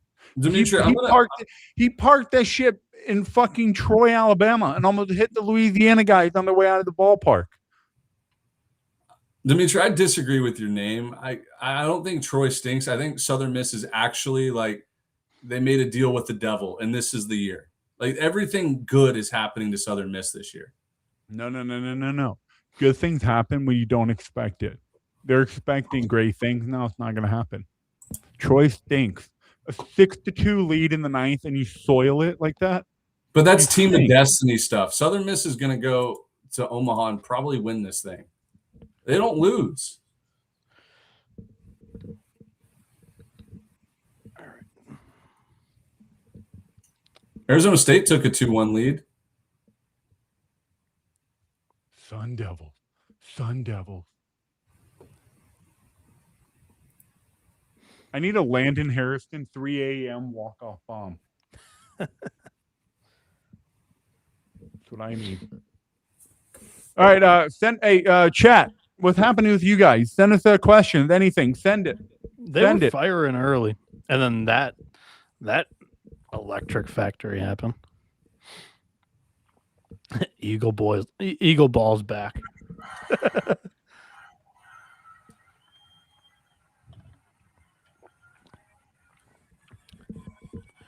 Sorry, I'm watching a video that I was sent from somebody that works at Synergy. They're there at the game. Oh, and I don't know. It's a cool view. Very cool. Brandon Lux is saying that he had a preseason plus 780 on Southern Miss to make it to the College World Series. Pretty good odds. All right. You Gotta guys want love to see it. the video? You guys want to see the video of my brother, Southern Miss grad, belly flopping again? He just resent it to me. He did that after the Southern Miss walk-off. Yeah, and all caps to the top, 8 exclamation marks. Like Southern Miss fans are feeling unbelievable, unstoppable right now. Yeah. What do you mean? What do you mean defend Nebraska again? Nebraska the host. Lincoln Regional's coming. What am I supposed to defend? What happened? Did I miss something? Dylan's a Creighton fan. He won our pick'em last year, but a Creighton fan that does not believe Nebraska should host. I think they're plenty fine. Is Creighton in the Big East final against Xavier? They were beating UConn 7-4 last. No, they already beat UConn this morning. That tournament has had tons of weather delays. It's hard to keep up with. I'll show you what was for dinner. A fucking frozen pizza that I already ate more than half of. That was what was for dinner. Hey, frozen pizzas, I don't know what happened because when 5 to 10 years ago, I could never finish like a lot of a frozen pizza. I scarf it all down now. They're impossible to. I mean, this was a big one. This was massive. All right, Nebraska's on the board. Not just one run either. It looks to be 2 or 3. 2. Yeah, 2. Triple in the bottom of the first inning here. I don't know if you either one of you guys caught it, but the first batter of the game smoked a line drive off of the pitcher's knee. So he's still out there pitching, but obviously probably not 100%. Avery, you look mid. Your face is mid. That looks mid. What was that? California Pizza Kitchen frozen? What brand pizza? I'll show you.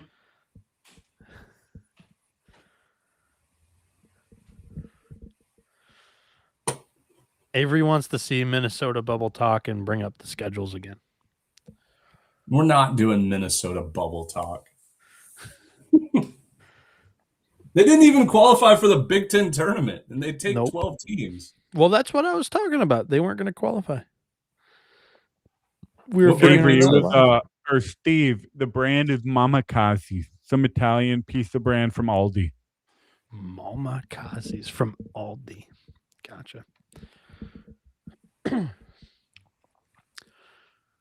Dylan says, I just want to put it out there that Ben should pick his 4 seed in Nebraska's regional. So we're looking at probably either the winner of maybe a South Dakota State, winner of the Summit, or winner of the OVC. Miami would love to go back home to Hattiesburg. They would love to go back home to Hattiesburg. That's the only place that I will tell you Miami will win the regional again. They will win another regional there. Ben, you're taking the Summit League winner this year? Dude, I took the NEC winner 2 years ago. Yeah, I don't care about. No. There is no Rider disrespect on this show. 0 Bronx disrespect. 0. You know your answer already, though. You're picking the Missouri Valley Conference winner. That's cheating, though. That's automatic. I'm trying to go for somebody. Illinois Chicago looked really good, dude. Yeah, I mean that's cheating. I mean it's automatic that a Missouri Valley winner is going to a super. I'm thinking right now maybe Florida Michigan's got Kurt Barr warming up. in the bullpen. He just started last game. Yeah, he started last game. Did he go complete game? Wait, who are you guys talking about in the Arizona? Who? Michigan. What game are you watching? Michigan. Michigan. It wasn't last game. Sorry, he got touched up by. It was the winners bracket 1-0 game going in. Hey, It was Ben, Washington. can you help me with this? I don't really know. I just drink beers. I don't know which one is good, which one is bad. I just drink beer. I would say Blue Moon is my favorite. I think that's why Avery brought it up because we've already talked about this. Didn't you already rank Blue Moon number 1? But you need light beers. That's a different number 1 for this guy too. From the last night that we talked, Ben. Huh? He just switched up his number 1 beer in the matter of 4 days. Oh yeah, you said Pacifico. Yeah. No, that's my favorite beer. But with dinner, you got to be a high class man. You know what? You know what I mean? You got to be a high class man. A lady comes over, you cook some dinner. You need to drink something nice, like a little Blue Moon with an orange slice in it, maybe. Or you can go a little nice pale ale, blonde ale, or something. But you know what? Hey, we drink on a budget here. We drink 32-ounce Millers for $3 from the gas station. That's what we drink. He just slugs the. Good evening, Mr. Marrero. 2 more we're gonna beat Georgia Tech tomorrow. Grant saying Kurt Barr shut down Nebraska the first time they played. Good to know. But this isn't the first time. This is a different time. I think my 4 seed this year, I just scrolled through. I think my 4 seed this year that's going to make some noise, either the winner of the OVC, SIUE, Eastern Illinois, or Little Rock, or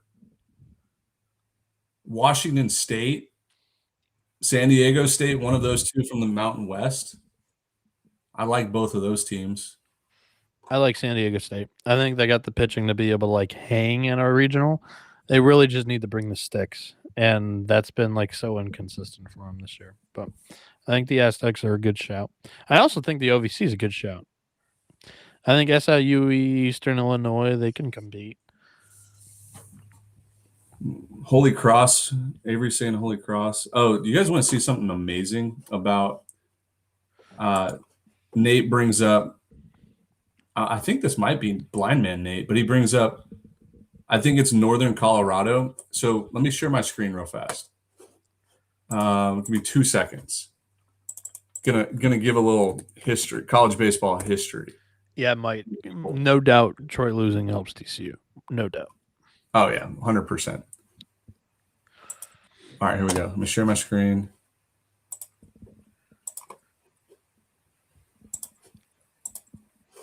Check this out, boys and girls, assuming there's one girl in the chat. We're going to go down to Northern Colorado. Where are we at? Northwest. Where the heck is Northern Colorado? Oh, here we go. All right. We'll go to NC State first. So on the 11.7 website, Dimitri has it where when the team loads, it says 0 titles, 4 College World Series appearances, 35 regionals, 3 regional streak. Go back. Let's go to Northern Colorado. Look at this, boys. Look at this. Wait for it to load. Get that ad out of my face. 10 College World Series appearances for the Bears. 21 regionals. 10 College World Series appearances is nuts. I know they were all old time, but it doesn't matter if they're old time. A program is a program. They are better than your favorite program. Patty is a patty. No, Mike. Thank you for being here. Thank you, Mike, for being here. Thanks for tuning in. Yeah, we wouldn't do it if we were talking to 2 people, but 52 makes it a little bit more fun for us. Can we decide right now? Troy in and out. Do you want me to start or do you want me to finish it? They've got more games to play. They could beat South Alabama and then win one against Southern Miss. But is it win or go home now for Troy? Yeah, they're out if they lose to South Alabama. I think they're out if they lose as well. Yeah, I agree. Honestly, I think they're out currently.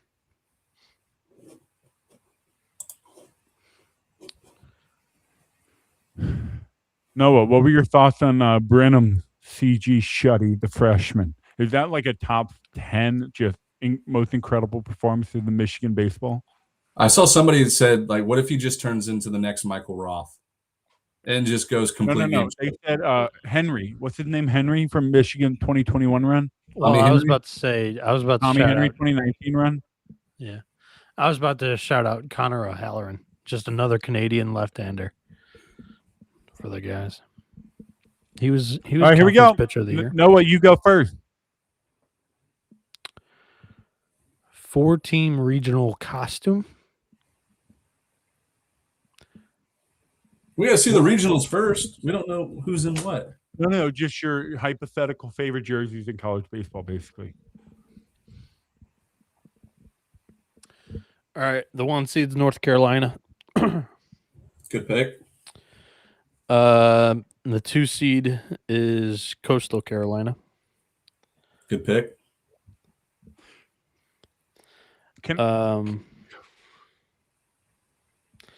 My 3 seed is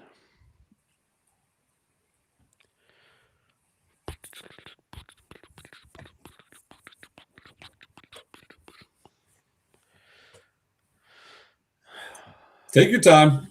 yeah. I mean, shit, Nebraska game's going to be over by the time you're done. You put me on the spot first. I You're didn't like, do "All right, shit. Noah, you're Avery did. No, you said, all right, Noah, you're up. And then Well, then I he was able to said, get he my said, my he one said, and the 2 Noah, seed. go first. I don't make the rules, dude. The chat makes the rules. Oh fuck! Come on, Avery. Can I give an honorable mention? They're not a postseason team. They're not a tournament team. But the past month I love their uniform. And that's BYU. They're the cleanest, Yeah. sharpest uniforms ever. all right. I think BYU. I'll go.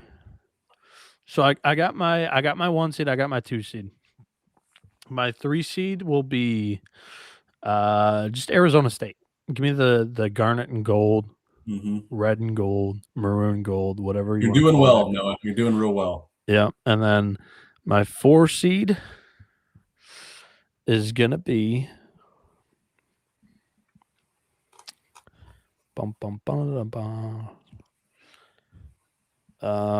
let's rock with. You need some softball uniforms here.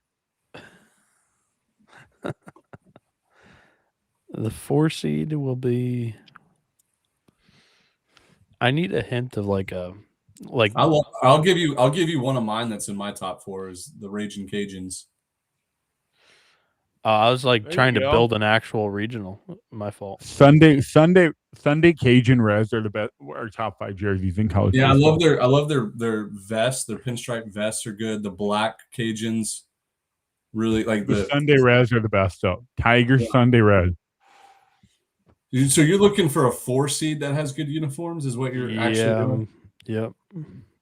Central Michigan's all maroon are electric. Well, I just added a maroon in Arizona State. Well, Central Michigan's not going to be a 4 seed this year. No, they're not making the tournament. Ooh, you're talking about this year? Yeah. Oh, this year. I mean, do you want me to pull up the projector so you can have them in front? Yeah, I got a good. I'm should've. going to answer for you. It's got to be Florida Gulf Coast. Well, I already have Coastal.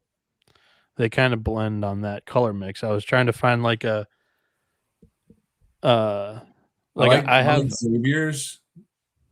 Xavier has the coolest hats in college baseball. Oh, St. Mary. Their helmets, all those stupid ass stickers on their helmet. There you go. San Diego State is so obvious. The Nike Aztec jerseys are the best. San Diego State, 100%. 4 seed. They're not technically a 4 seed this year, but Liberty has a fire. Oh, I do love Liberties set of uniforms. This is such a good question. I mean, obviously they're. Well, all right. How about this? What would there be more soaking or more Jello shots? No, we're not talking soaking.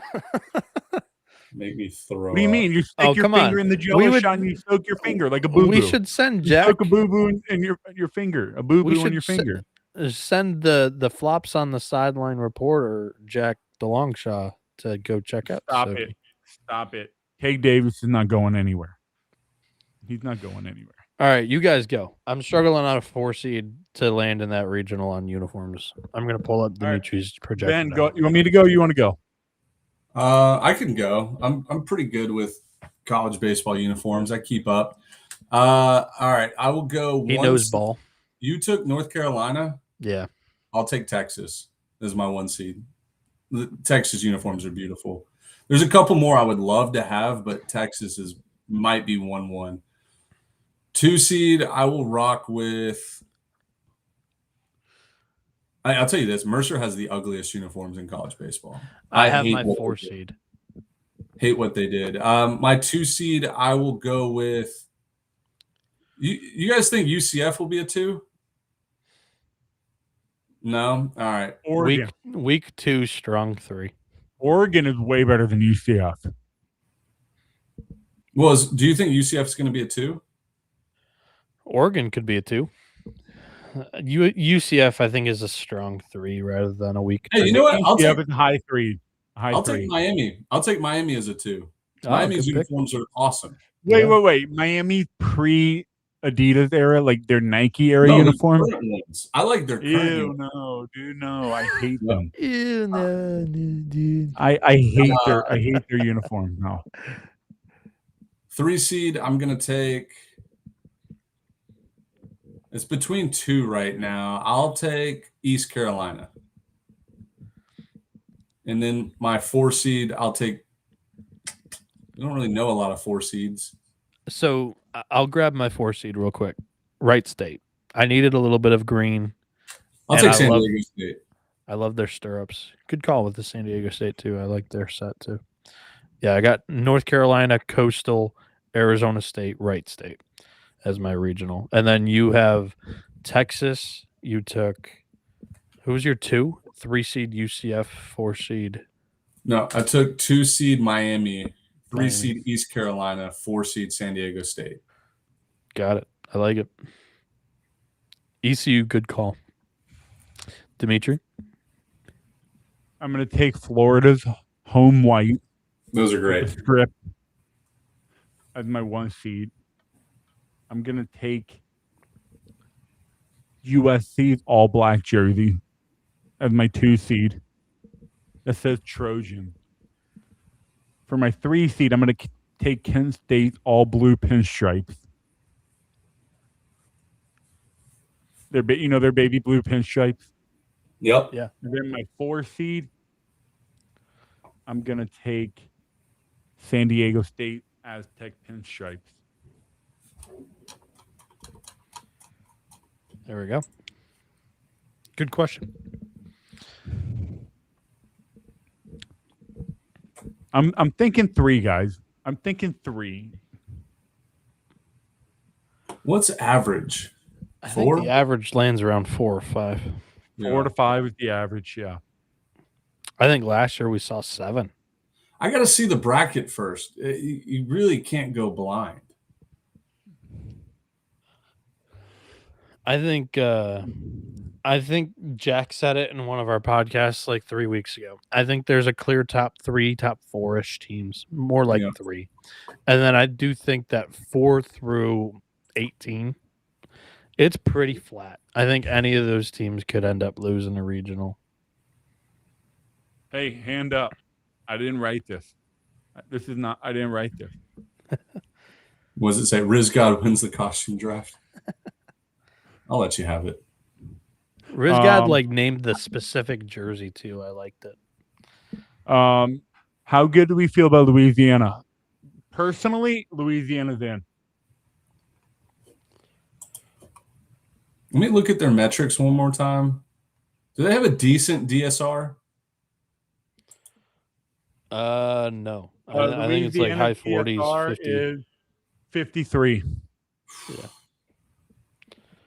I think they're in, but The DSR has not a updated after a win of Coastal today either, though. Guys, if Kent State beats Toledo tomorrow, oh my God, dude. How much is the DSR going to be used? How much is it going to be used? I wouldn't expect it more than RPI, but I'd expect a good mix. Here's an interesting stat. Louisiana, the Raging Cajuns are 4-2 against Coastal since a week ago. Yeah. Since last Thursday. 4-1. 4-1. I'm sorry. You're right. 4-1. Was that the stat? Well, I was just looking at their schedule. They beat them 4 times in a week. Only lost once. I know. Avery, I love you, but we are not talking about the fucking transfer portal. We are in the middle of conference tournament week. We don't talk about portal until July. We don't speculate on that shit either. Like, who's going to enter? I hate people that are talking about this shit and talking about coaches that are not making the tournament. We don't care. The coach stuff, it sometimes fascinates me because I do think the only one is South Carolina. That's the only one I care about. Well, I do think nothing's going to happen until after regional weekend anyways. Until Coastal Carolina gets eliminated. I'm fascinated with the fact that like some of the open jobs that are looming and like, you know, could be distracting to some coaches, or some coaches improve their case as they keep going. I think the Schlossnagel, like, continue coaching through it all and knowing exactly what you're doing is the rarity. Like, I thought that was impressive. Yeah. Hey, Ben, by the way, Ben, Louisiana is so in. They're the only team with series wins over Coastal and Southern Miss. Well, yeah, but think about it. Like, how good is that Coastal series win now? Like, it looks like Coastal. Would it be better if Louisiana didn't beat them so much? No, you're right. It's a good point. Good rebuttal. Go ball. Here's a good one. Top 8 hosts: Georgia Tech, UCLA, Georgia, North Carolina, Auburn, Texas, Florida. I think Florida State and A&M are fighting for that last one. And Alabama. That off pretty quickly. Florida State, Texas A&M, Alabama. Those are your 3 fighting for number 8 in the national seed. Would you guys agree with that? Oh, did you know benches cleared after the Southern Miss walk-off? For like a second, not really. The bat flip was like kind of there, and then they all ran on the field, but it was such a nothing burger. Yeah. It was a nothing burger. So Dimitri, I think I agree with almost all of them. I would leave Florida State out. Give me UCLA, Georgia Tech, Georgia, North Carolina, Auburn, Florida, Texas, and then I personally think Southern Miss can sneak into that top 8. Yep. It's possible. I think it's possible. That's a 4th team that can get in there. But I think it's going to be hard for Southern Miss to pass A&M, Alabama, and Florida State. You know? I think they can pass A&M relatively easily. You look at their numbers, a lot of their resume metrics aren't great, and they're not healthy. So I think the committee could just look at it and be like, yeah, that's not a very appealing team right now. Southern Miss has a win over Alabama in a midweek. And then Florida State's the one that they need to kind of beat out. Florida State's not playing anymore this week. Southern Miss is. Well, Southern Miss and Florida State, ironically enough, both have committee members. So maybe they do a trade-off of, hey, we'll give you a national seed, but give me an easier regional.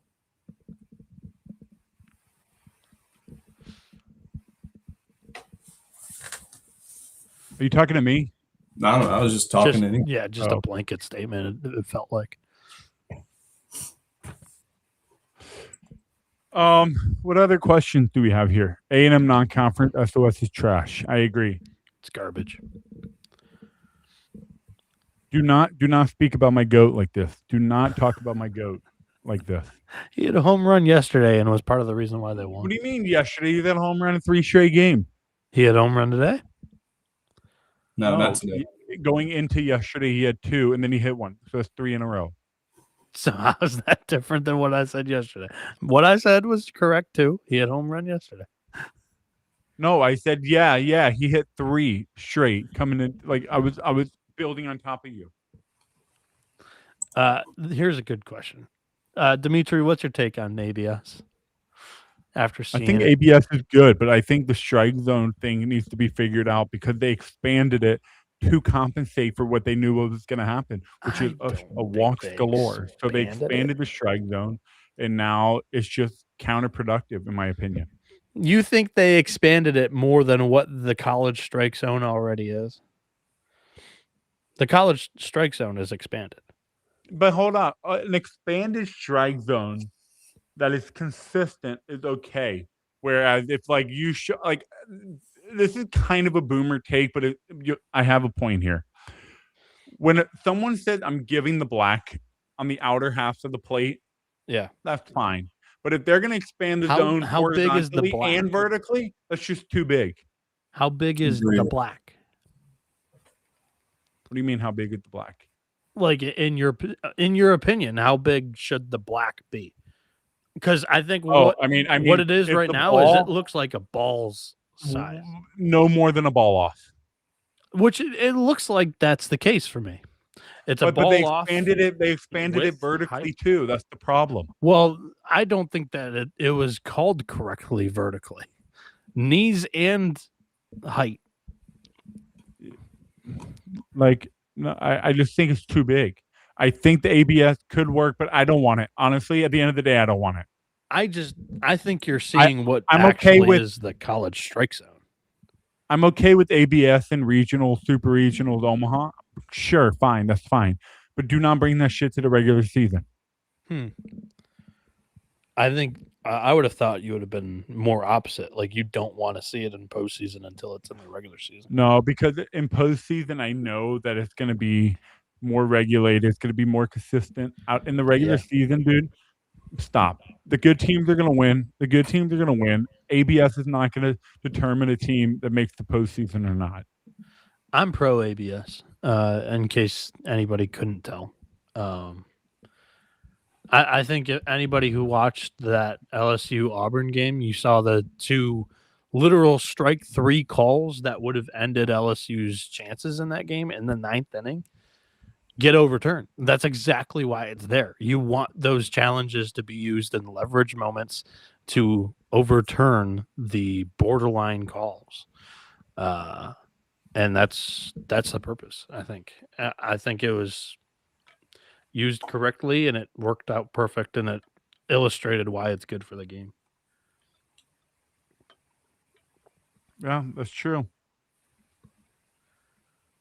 Now, when ABS is bad is every time there's a challenge, which it did kind of get a little bit of an noxious in the Missouri Ole Miss game, where Cerna challenged like 8 times behind the plate. It takes like 10 seconds. They go out there to review it. And if you have the guy stealing with the however many outs it was, and then you get a challenge and then it's overcalled, do you call the guy stealing out safe? Does he have to go back to first? Does he stay at second? That was not squeaky clean, but I think they overall got that right. So just with more repetition, more practice, it becomes normal. I think it's good in the MLB, and I think it will be good in the college game whenever it lands, because I do think that's the actual college strike zone and how it should be called. The way that the rule book is written, do I think the strike zone is called the way the rule book is written all the time? No.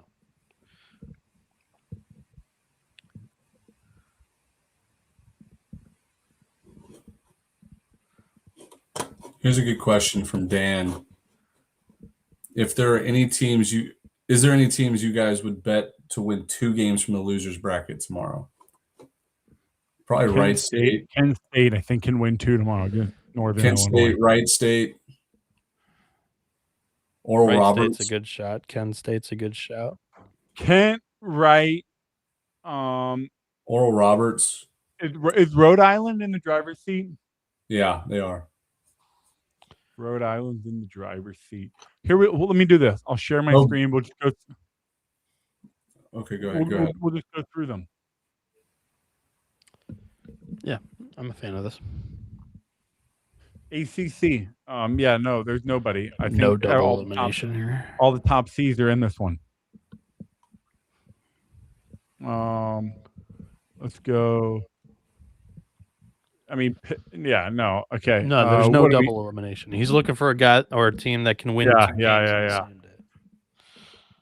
Let's see here. America East. Maine needs to win twice. What do we guys think? No. Oh shit, Maine. So somebody picked Maine, and somebody guaranteed Maine. Right? Nobody guaranteed Maine. I picked Maine. I think Dimitri guaranteed Monmouth. Oh. 3 seed Monmouth. Did the computer pick Maine then? There was 2 picks on Maine. I actually don't remember. This is the if necessary game. I have this stuff right here. Give me 2 seconds. I wrote it out. What? Okay. Maine, maybe. Maine is not a bad one. The computer, myself and the computer. UAB to win. I knew. What do we think about UAB Maine. here? No, because you got to beat East Carolina twice. Yeah, you got to beat. There's a lot of baseball left in the American. Do you guys remember who my guarantee was? I have it all written right here. I don't remember.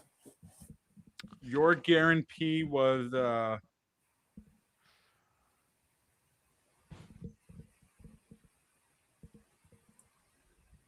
my guarantee. What was it? 1 seed that will not win. Mine was Illinois, Chicago. Well, yeah, that was the 1 seed that won't win. We're talking. Then with San Diego State. Yeah. Yeah, Dimitri's guarantee was Monmouth. That was Monmouth. Mine was top 4 seed or top 6 seed was Monmouth. Ben's was UAB. Noah, yours was UAB. UCLA and Pacific. Pacific is in the top of the 8th, losing by 2 right now. What was my? Sorry, I wasn't listening. Who was my guarantee? San Diego UAB. State. UAB. UAB would not win it, right? Yes. Yeah. And then San Diego State, I was saying would be the 1 seed that won't win it. Yeah, and the reason to not win. The reason why you said that, because I know you said that they're one of your favorite 4s. You said that the Arizona dry air, hot, climate, it doesn't suit their strength of. Hey Ben, somebody's in here chirping you in the chat. For what? Someone's chirping you here. McKeever. Yeah. Don't pay attention to him. Oh. Yeah. Don't we pay hit on attention it. We hit on that announcer clowning him for his T-shirt, his shirt of choice. Are you at like a dive bar somewhere? Or is this like your basement? Oh yeah, I explained it to Ben early. I think we might not have been even on the air. So I'm in the basement. I've got a 3 TV setup. Usually on the laptop, I can get up to 4 games. I've got a tablet over here running scores, and then I got the old Twitter machine on the phone. And why do you not have like a whole studio set up down there? Why? Because I prefer to do it in my behind you. Put some memorabilia behind you. Create a little like studio. Well, I prefer to do it in my room because I'm able to neutralize. I'm able to neutralize all the outside sound, whether it's my parents or my sister walking around the house. Hey, do we have a result on North Alabama Lipscomb? I think Lipscomb was losing 2-1 to North Alabama. It's 3-3 bottom 12. 3-3. I've got it on the TV right here. Oh wow! Yeah, I think nobody out. I think Gulf Coast wins it.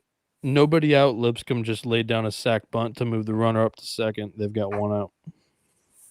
All right. A10. Rhode Island. I knew I should have taken fucking Rhode Island. George Mason bought me a shirt to make me pick them. I'm pissed. I will never take gifts from another school. How's the SEMO pick working out over there in the OVC? SEMO is SEMO. It's a down year, dude. We'll be back. But George did- Mason bought my pick. They bought my pick. They bought my pick. Oh, Sacramento State just hit a home run, 12-7, top 8. Cal Baptist is laying down in their own grave right now, ready to get Yep. buried alive. Xavier St. John. Oh, what happened in that game? Did the whole thing get rained out today? Yeah. Yeah. Wait, so UConn was the first team axed? Wow. Yep. Utah, smell ya. Did I take UConn? Sancha. First and second, nobody out from Michigan. They're attempting to bunt the 2 runners over. Did High Point we're win this looking- game? Top of the 4th. Yo, what up, boy? Hello. Hey, did High Point win this game? They won the first game. I don't think they played the second one yet. They're playing High Point. Upstate will play tomorrow. Oh, really? Yeah. All right, well, boys, I need to log off. Yeah, I'm about to hop off too. I'm running on fumes right now. Hey, I'm Chad, about to go appreciate you. lay on my couch and watch these games until I fall asleep. Yeah. We went There you to go. almost 1 a.m. That's pretty dang All good. right, chat. I'll see you guys later. Yep. If I remember how to turn this thing off. All right, we love you guys. We'll be back tomorrow night. Lots of games tomorrow with the weather, rainouts, all that. And some tickets being punched. More tickets being punched. I think 6 or 7 tickets are going to be punched tomorrow. Is that It'll be a fun day. possibilities or is that guarantees? No, I think guaranteed 6 or 7, and then possible more than that. All right. All right. Sounds Well, appreciate everybody interacting in the chat. This was fun. I'm just running on like 2 hours of sleep, so we gotta get this thing off. Yep. We will be.